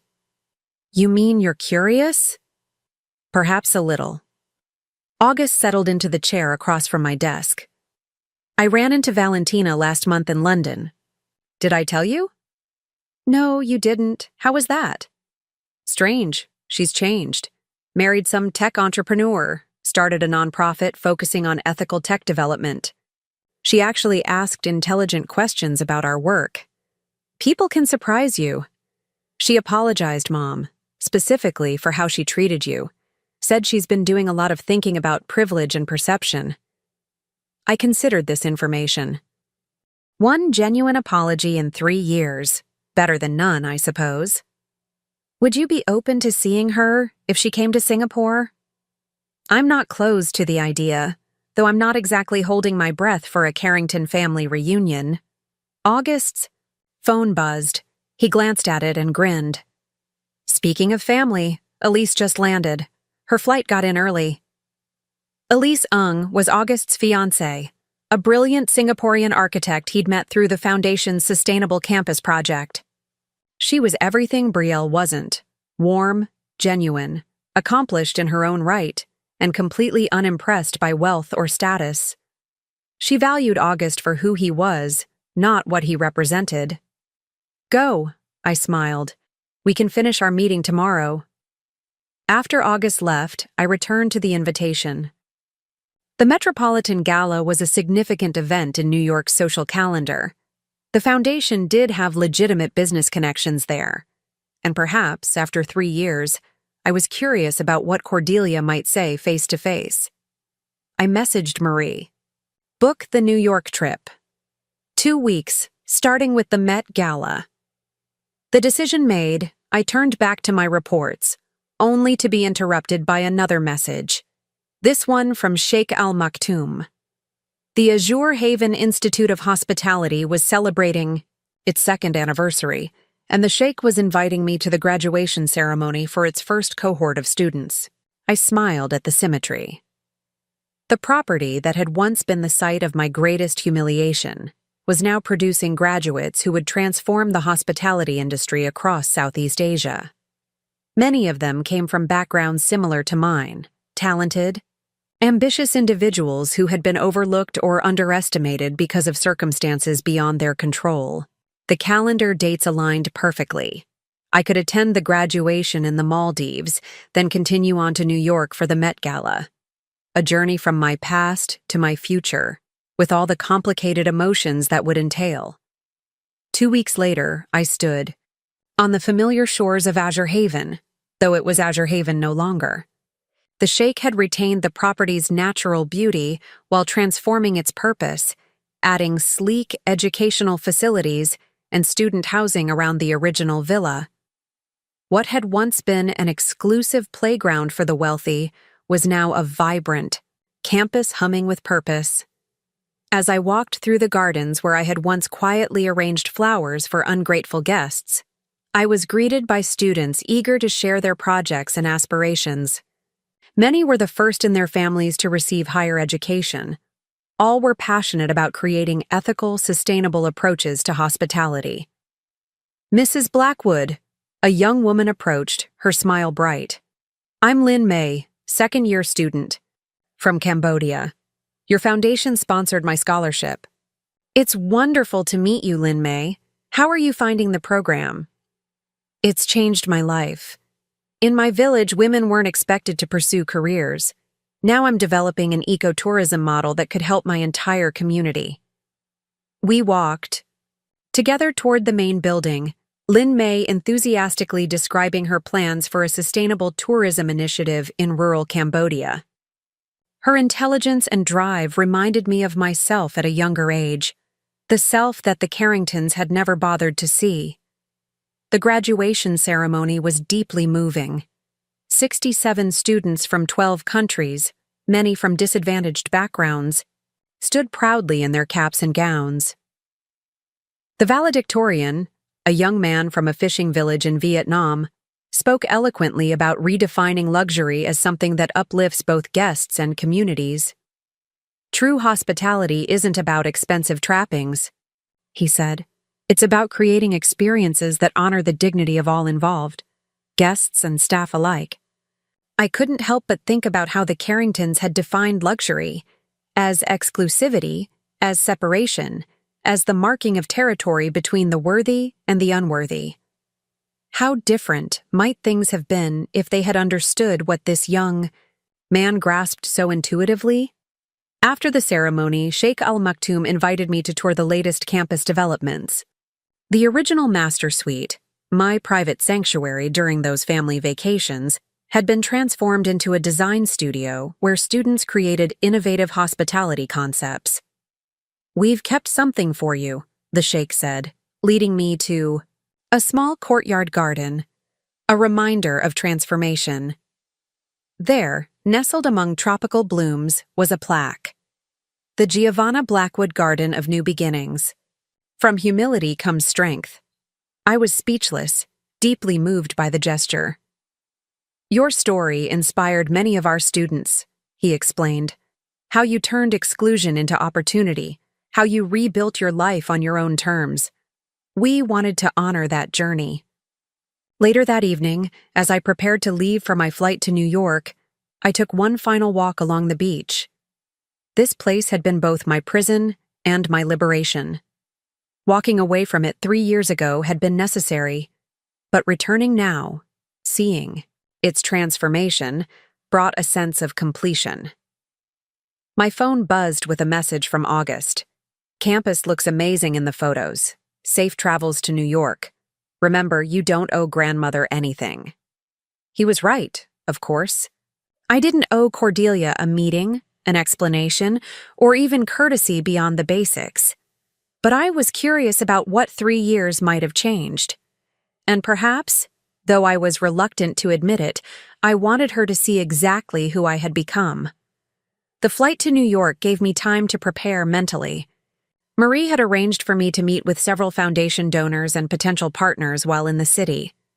The Met Gala would be just one event in a busy schedule, important perspective to maintain. New York welcomed me with its characteristic energy. My suite at the Pierre overlooked Central Park, the city sprawling beyond in all its chaotic glory. I'd always loved New York, its resilience, its reinvention, its refusal to apologize for what it was. The afternoon of the gala, as I was reviewing notes for a meeting the following day, Marie announced an unexpected visitor. Ms. Valentina Carrington is here. She doesn't have an appointment, but she's quite insistent. Interesting. Send her in. The Valentina who entered my suite was markedly different from the woman I'd known at Azure Haven. Gone were the flashy designer clothes and contemptuous expression.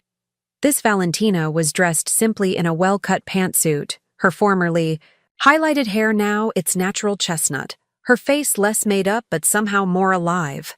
"Giovanna," she said, hesitating at the door. "Thank you for seeing me. I wasn't sure you would." "August mentioned he saw you in London. Said you've started a non-profit?" She nodded, stepping further into the room. "Ethical Tech Initiative. We're working to ensure technology development includes diverse perspectives and addresses potential harm before it happens." She paused. "Your foundation's work was actually part of my inspiration." "Oh?" "Watching what you built. How you've centered voices that are usually excluded from decision-making. How you've created systems that lift entire communities. It made me rethink everything I thought I knew about impact." I gestured for her to sit. That's quite a shift from the Valentina I knew. She winced slightly. "I was awful to you. Dismissive, condescending, completely blind to my own privilege. There's no excuse for it. But I want you to know that I've spent these past 3 years trying to become someone different, someone better." Her directness surprised me. No hedging, no qualifications, no excuses. "August speaks highly of your work," I offered. "He's been incredibly generous. More than I deserved." She leaned forward slightly. "I should tell you why I'm here. It's about tonight." "The gala?" "Grandmother has orchestrated something of a situation. She's invited everyone, the entire extended Carrington family, plus half of New York society. She's been telling people she's reconciling with you, positioning herself as the gracious matriarch welcoming back the prodigal daughter-in-law." I laughed despite myself. "Some things never change. That's why I came to warn you. She's trying to co-opt your success, Giovanna. Suggesting that your foundation's work is somehow a Carrington family initiative that she's always supported from behind the scenes. That's ambitious, even for Cordelia. She's desperate. The family's social standing has declined since you left. The Azure Haven sale, August's divorce from Brielle, your foundation's success. It's all created a narrative she can't control. People ask questions she can't answer. So she's trying to rewrite history. Exactly. Tonight is her attempt to align herself with your success, rather than acknowledging her role in dismissing it. I considered this information carefully. Thank you for telling me. It's useful to be prepared. Valentina stood to leave. I won't be at the gala. I couldn't stomach watching her performance. But I wanted you to know that not all of us are still playing her games. Some of us have actually grown up. She hesitated at the door. For what it's worth, I'm truly sorry for who I was back then. You deserved better. After she left, I called Marie in to adjust our plans for the evening. If Cordelia wanted a performance, I would give her one, but not the one she expected. The Metropolitan Museum glowed with elegant lighting as I arrived for the gala. The event's theme was Bridges Between Worlds, celebrating cross-cultural artistic influence, ironically appropriate for the evening ahead. Marie had outdone herself with my ensemble, a stunning gown by a Cambodian designer from our foundation's Artisan Initiative, paired with jewelry crafted by women entrepreneurs from our microfinance program. Every element of my appearance told the story of the foundation's work, from the sustainably sourced silk to the traditional techniques that had been preserved through our cultural heritage projects. I had barely entered the grand hall when I spotted Cordelia holding court near the Egyptian wing, surrounded by attentive listeners. She was immaculately dressed as always, though I noted the subtle signs of age that 3 years had added, deeper lines around her eyes, a slight stoop, to her previously ramrod posture. She saw me at the same moment, her eyes widening slightly before she composed herself into a practiced smile. Giovanna, what a delightful surprise! As if she hadn't specifically invited me, as if this entire scenario wasn't her creation. Cordelia, I replied calmly, it's been some time. Too long, she declared, loud enough for those around her to hear. Family should never be separated by distance or misunderstandings. I completely agree, though I'm not sure I'd characterize calculated disrespect as a misunderstanding. Her smile tightened almost imperceptibly. Always so direct. That's what I've admired about you. Now come. There are people you simply must meet. The Foundation's work is attracting quite the attention in New York. So Valentina had been right. Cordelia was positioning herself as my patron, my champion, the wise matriarch who had somehow guided my success from afar. Before we do that, I said pleasantly, there's someone I'd like you to meet. I gestured toward the entrance, where a young woman had just arrived. Lynn May, our student from the Azure Haven Institute, looked radiant in a formal dress that incorporated elements of traditional Cambodian design. Lynn May is the top student at the Azure Haven Institute, the educational center that was established at what was once your family vacation home. She's here representing the graduating class at tomorrow's foundation benefit. Cordelia's smile faltered for just a moment. How lovely. The house has become a school? A world-class hospitality institute focused on sustainable tourism and ethical business practices. Many of our graduates go on to transform their home communities.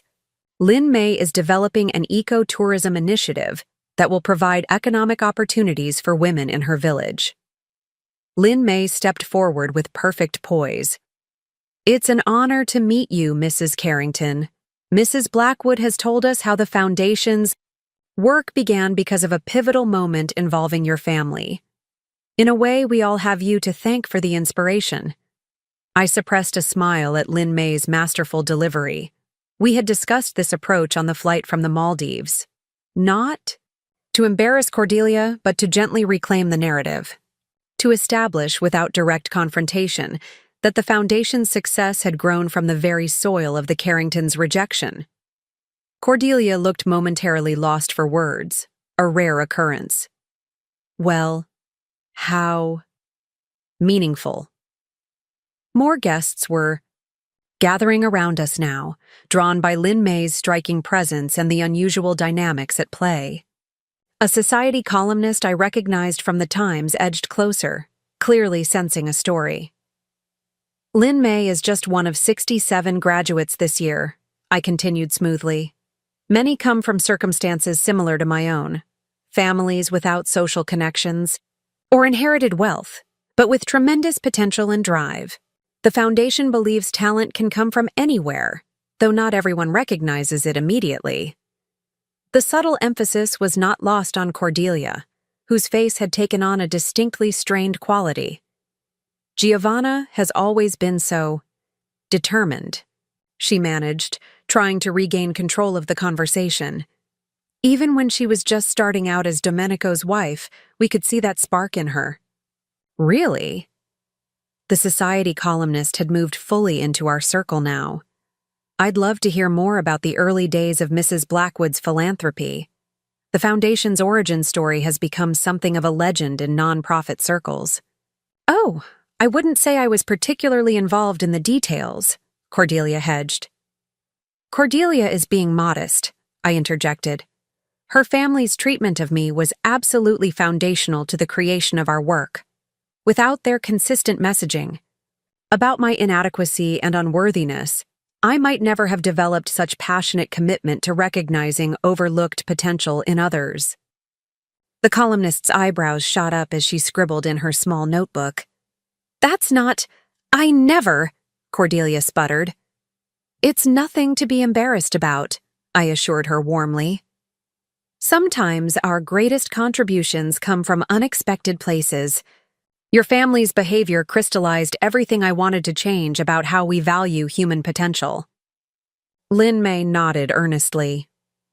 We study Mrs. Blackwood's journey in our Ethics and Leadership course, how she transformed exclusion into inclusion, judgment into opportunity.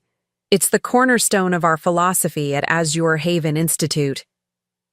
The columnist was practically vibrating with excitement now. Mrs. Carrington, would you say you intentionally pushed your daughter-in-law toward her philanthropic calling? Was there a conscious strategy behind what some might see as social exclusion? It was the perfect trap. Cordelia could either admit to years of deliberate cruelty or claim credit for intentionally driving me toward my success. Either way, the power dynamic she had tried to establish was thoroughly disrupted. We always knew Giovanna had potential, she managed weakly. Shall we find our table? I suggested gently. I believe the program is about to begin, and I wouldn't want to monopolize Mrs. Carrington's evening. She has so many important connections to maintain. As I guided Lin May away, leaving Cordelia to the columnist's eager follow-up questions, I felt a weight lifting that I hadn't even realized I was carrying. There would be no dramatic confrontation tonight, no public accusations or tearful scenes. Just this quiet reclamation of my narrative, this gentle but firm correction to Cordelia's attempted revisionist history. The gala proceeded with typical elegance, art, music, carefully curated conversations. Throughout the evening, I was approached by genuine Foundation supporters and curious newcomers alike, all interested in our work. With Lin May eloquently representing our students and programs, the Foundation's mission took center stage rather than family drama. I spotted Cordelia only once more that evening, sitting somewhat stiffly at her table, her customary circle of admirers noticeably thinner. Our eyes met briefly across the room. I raised my champagne glass in a small salute, not gloating, not angry, simply acknowledging what we both now understood. The power dynamic had irreversibly shifted. The woman they had dismissed as just an old woman had not only reclaimed her dignity, but had transformed their rejection into a force for good that would outlast all of them. The next morning, the society pages featured a small but pointed article. Carrington Family Inspiration Leads to Global Foundation Success. The piece quoted Lin May extensively on how the Foundation had created opportunities for students who might otherwise have been overlooked, and mentioned that the Azure Haven Institute now operated on the site of what had once been the Carrington family's vacation property. Cordelia was quoted only briefly, saying she had always recognized Giovanna's potential, a claim so thoroughly contradicted by 20 years of behavior that anyone who knew the history would recognize the revision for what it was. As I prepared for the Foundation benefit that evening, a much more substantive event focused on our actual work rather than social positioning, my phone lit up with a message from August. Saw the article. Masterful. Grandmother must be seething. Congratulations on taking the high road while still setting the record straight. I smiled. The high road indeed. Not because I had forgiven or forgotten, but because I had transcended. The greatest revenge wasn't in confrontation or humiliation, but in living so completely on my own terms that those who had once dismissed me became irrelevant to my story. The old woman they had underestimated had not only proven her worth, but had created a legacy that would continue long after the Carrington family name had faded from social prominence. And that, I realized, as I headed out to celebrate our graduates' achievements, was the most satisfying conclusion of all. 5 years after the Met Gala showdown with Cordelia, life had settled into a rhythm I could never have imagined during those painful days at Azure Haven. The foundation had expanded across 3 continents, with educational initiatives reaching over 50,000 students annually. What had begun as a personal mission of vindication had blossomed into a global movement for educational equity. The morning sunlight streamed through the windows of my Singapore apartment as I reviewed the final plans for our newest project, a state-of-the-art innovation campus in rural Vietnam. At 72, I remained actively involved in the foundation's strategic direction, though day-to-day operations had largely transitioned to our exceptional executive team. The Minister of Education confirmed for next month's groundbreaking, Marie said, setting down my morning coffee. Though now technically retired, she still insisted on managing my personal schedule. And August called. He and Elise are bringing the children later. I smiled at the thought of my grandchildren. Not grandchildren by blood, but by love. August and Elise had adopted twins from Cambodia 3 years ago, a boy and girl whose vibrant personalities had brought new energy into our lives. Mei Lin and Tenzin, now 8 years old, were frequent visitors to my apartment, filling it with laughter and curious questions about everything from architecture to marine biology. Also, Marie added, this arrived from New York. She handed me a thick cream envelope bearing the Carrington family crest. Inside was a formal invitation to Cordelia's 80th birthday celebration at the family estate in Connecticut, along with a handwritten note. Giovanna, I hope you might consider attending. There are conversations long overdue between us. Cordelia. I placed the invitation on my desk, unsurprised but thoughtful. Over the past 5 years, Cordelia had made several attempts at reconciliation, each more deliberate than the last. After the Met Gala, she had funded a modest scholarship at the Azure Haven Institute, a gesture that acknowledged, however obliquely, the value of my work. Last year, she had even attended a foundation fundraiser in Boston, sitting quietly in the back without attempting to center herself in the proceedings. Age and time had perhaps given her perspective. Or perhaps, as August suggested, she simply didn't want to be on the wrong side of history as her legacy took shape. My reflections were interrupted by a video call notification. Victoria Beaumont Ashford, Brielle's mother, who had become an unexpected ally and friend over the years. Giovanna, she greeted me, her elegant silver hair now fully white but her sharp intelligence unchanged. I assume you received Cordelia's invitation? This morning. You as well? Yes, though I suspect for different reasons. She wants you there for redemption. She wants me there as a witness to it. I laughed. Victoria's directness had always been refreshing. Will you go? I haven't decided. Brielle is pressuring me to attend. How is Brielle? I asked, genuinely curious. After her divorce from August, my former daughter-in-law had retreated from social media and, according to Victoria, undergone something of a personal transformation. Still finding her way. The divorce was a wake-up call. She's teaching elementary school now, if you can believe it. Says it's the most fulfilling work she's ever done. That's unexpected. People can surprise you, sometimes even themselves.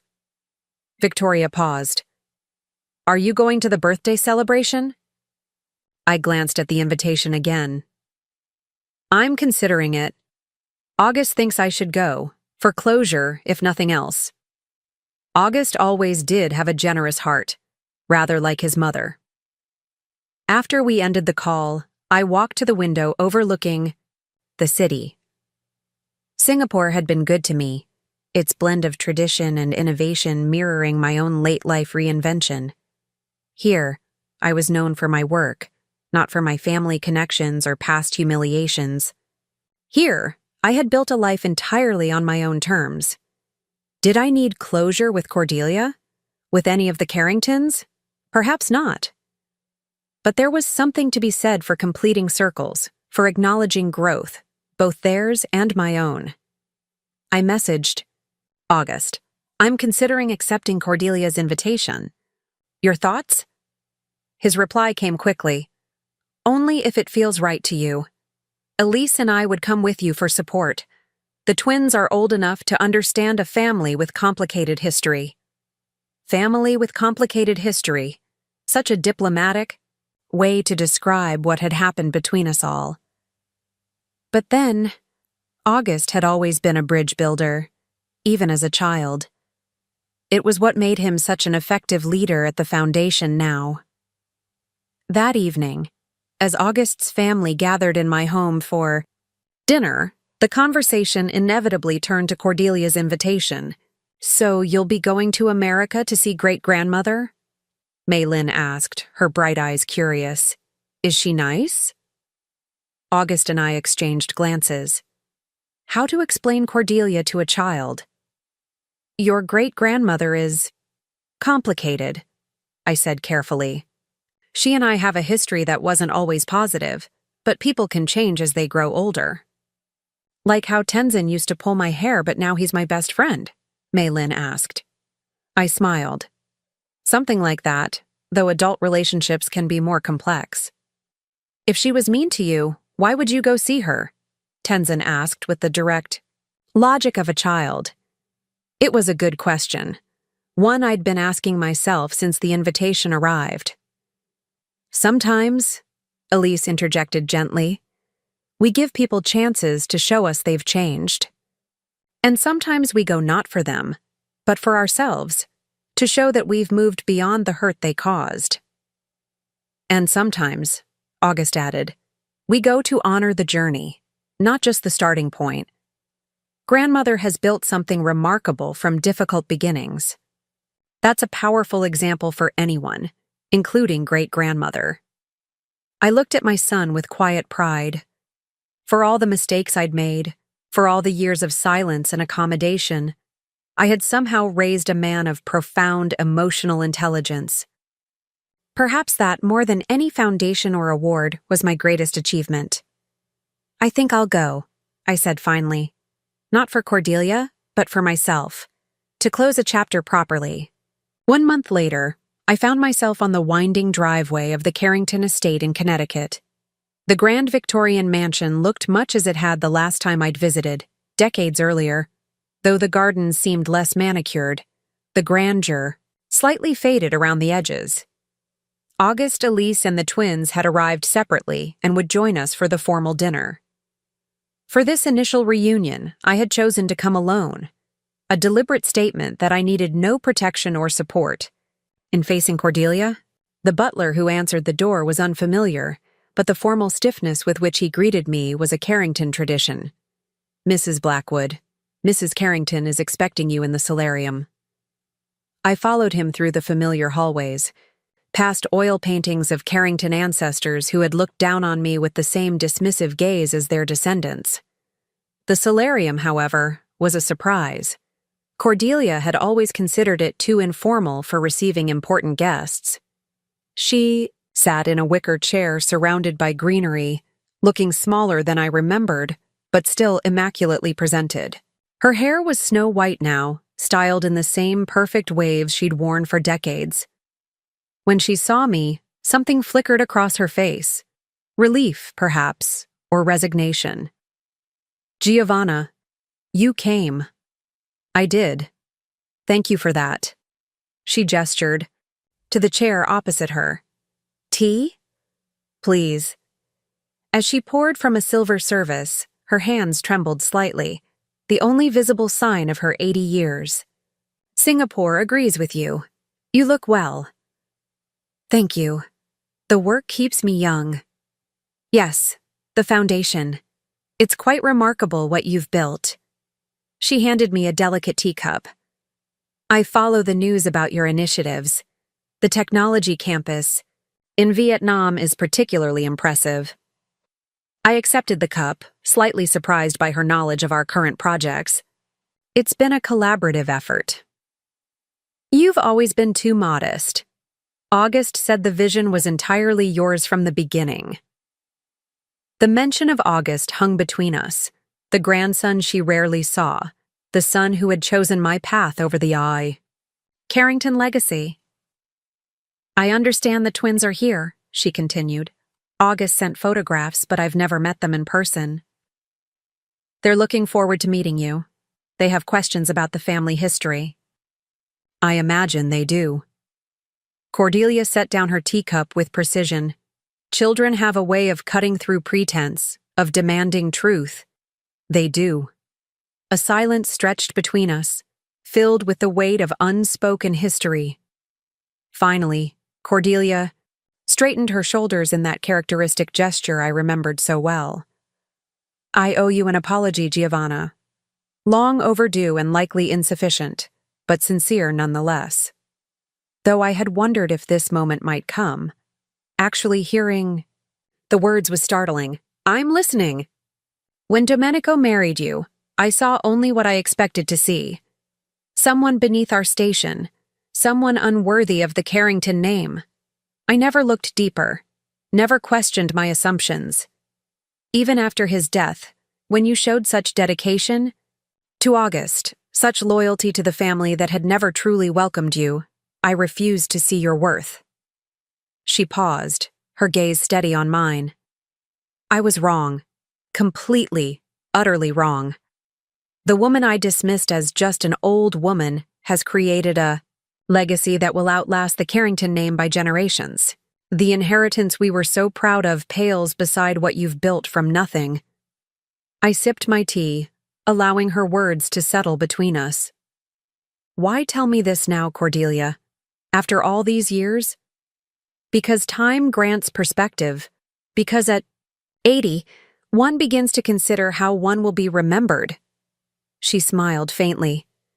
And because your success has made it impossible to maintain the fiction that I was right about you. At least you're honest about that. I'm trying to be honest about many things, rather late in the game. She reached for a small box on the table beside her. I have something for you. Not a birthday gift for me, but perhaps a long overdue acknowledgement from me to you.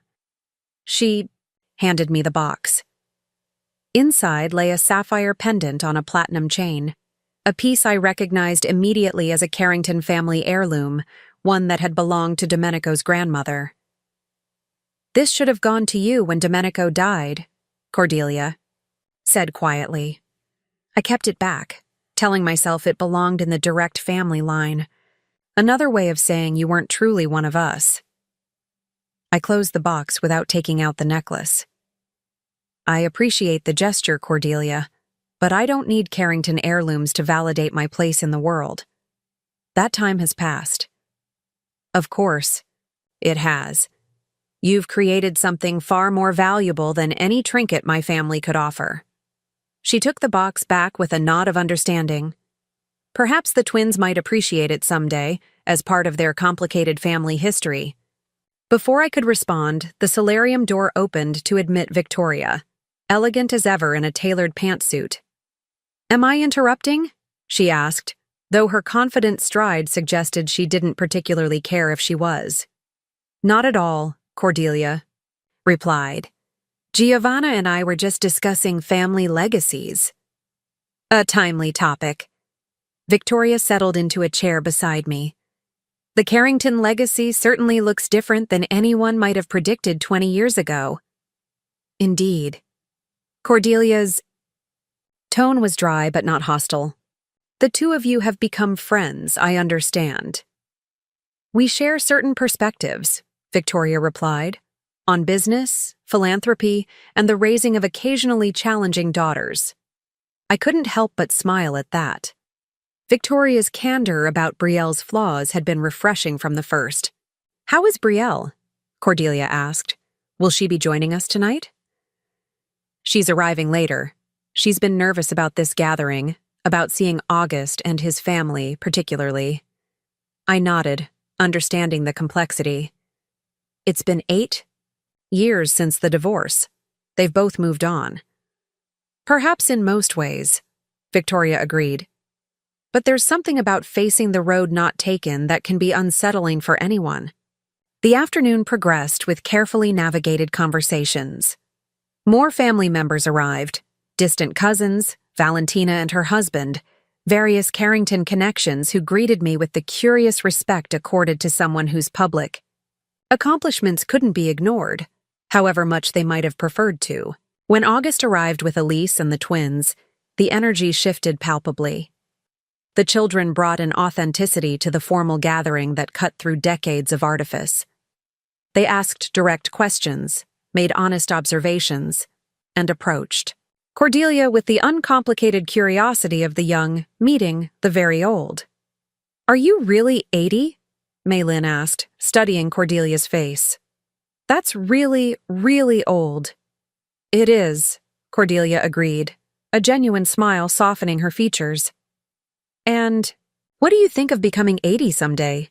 "I think I'd like to be like Grandma Giovanna when I'm old," Maylin declared. "She builds schools and helps kids, and everyone listens when she talks." A murmur of surprised laughter rippled through the room, but Cordelia simply nodded. "That seems like an excellent plan. Your grandmother has built something remarkable."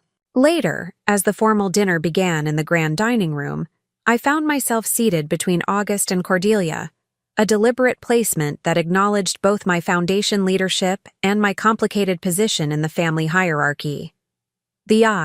Conversation flowed around us, touching on safer topics of travel, politics, art, the standard Carrington dinner fare. It was while dessert was being served that Brielle finally arrived, slipping into the dining room with a murmured apology about delayed flights. She looked different than I remembered. Her formerly highlighted hair now a natural brown, her designer clothes replaced by a simple dress, her face more settled into itself. Her eyes met mine briefly across the table, an uncertain smile flickering at the corners of her mouth.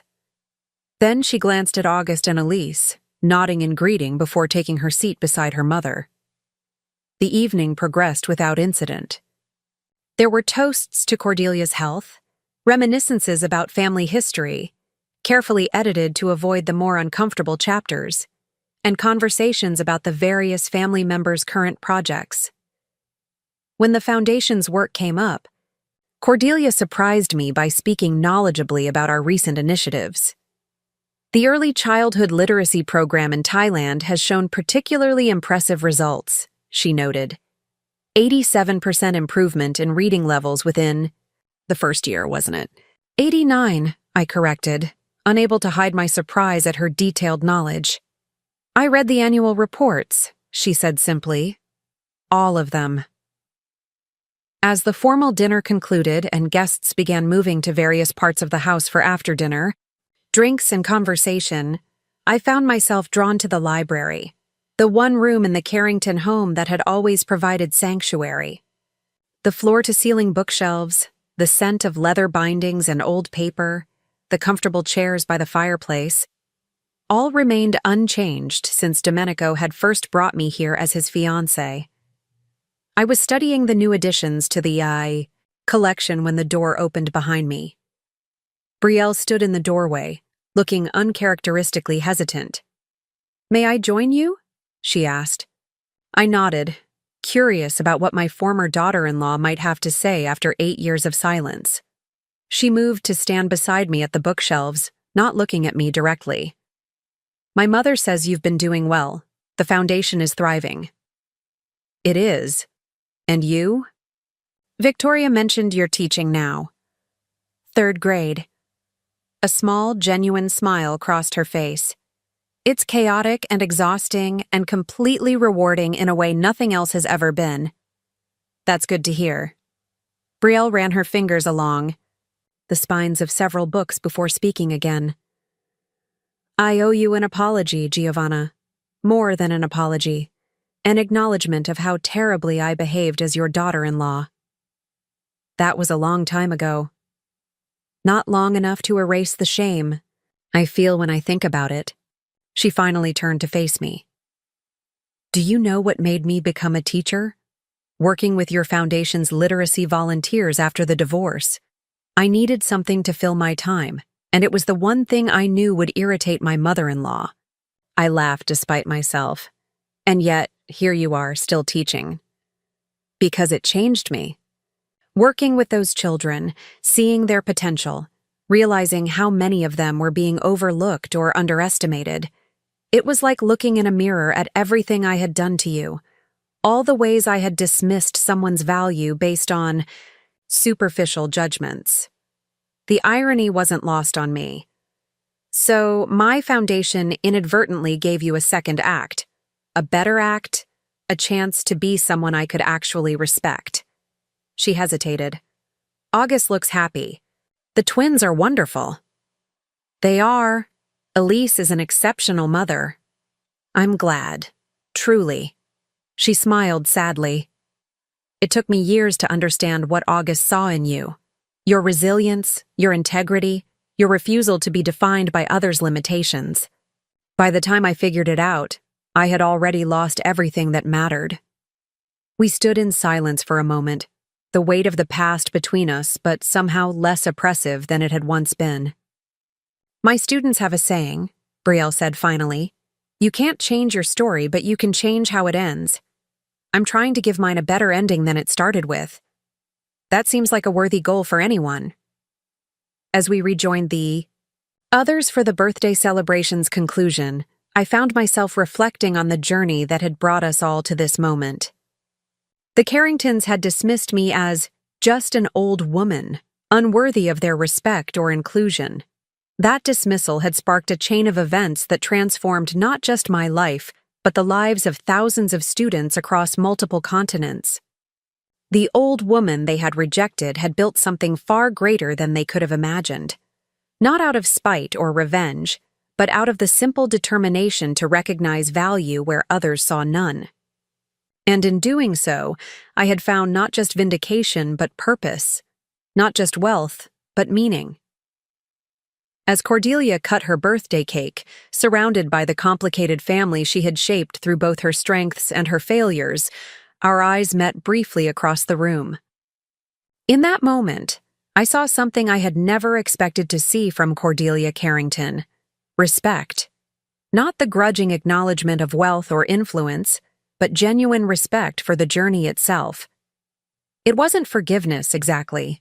Some wounds run too deep for simple healing, but it was recognition of growth, of change, of the complicated paths that shape us into the people we ultimately become. And for the woman who had once been dismissed as just an old woman, that recognition felt like the perfect conclusion to a story that had begun with rejection, but would end with a legacy of inclusion, opportunity, and the simple, powerful truth that worth comes not from status or inheritance, but from what we build with our own hands. Up next, you've got 2 more standout stories right on your screen. If this one hit the mark, you won't want to pass these up. Just click and check them. Out!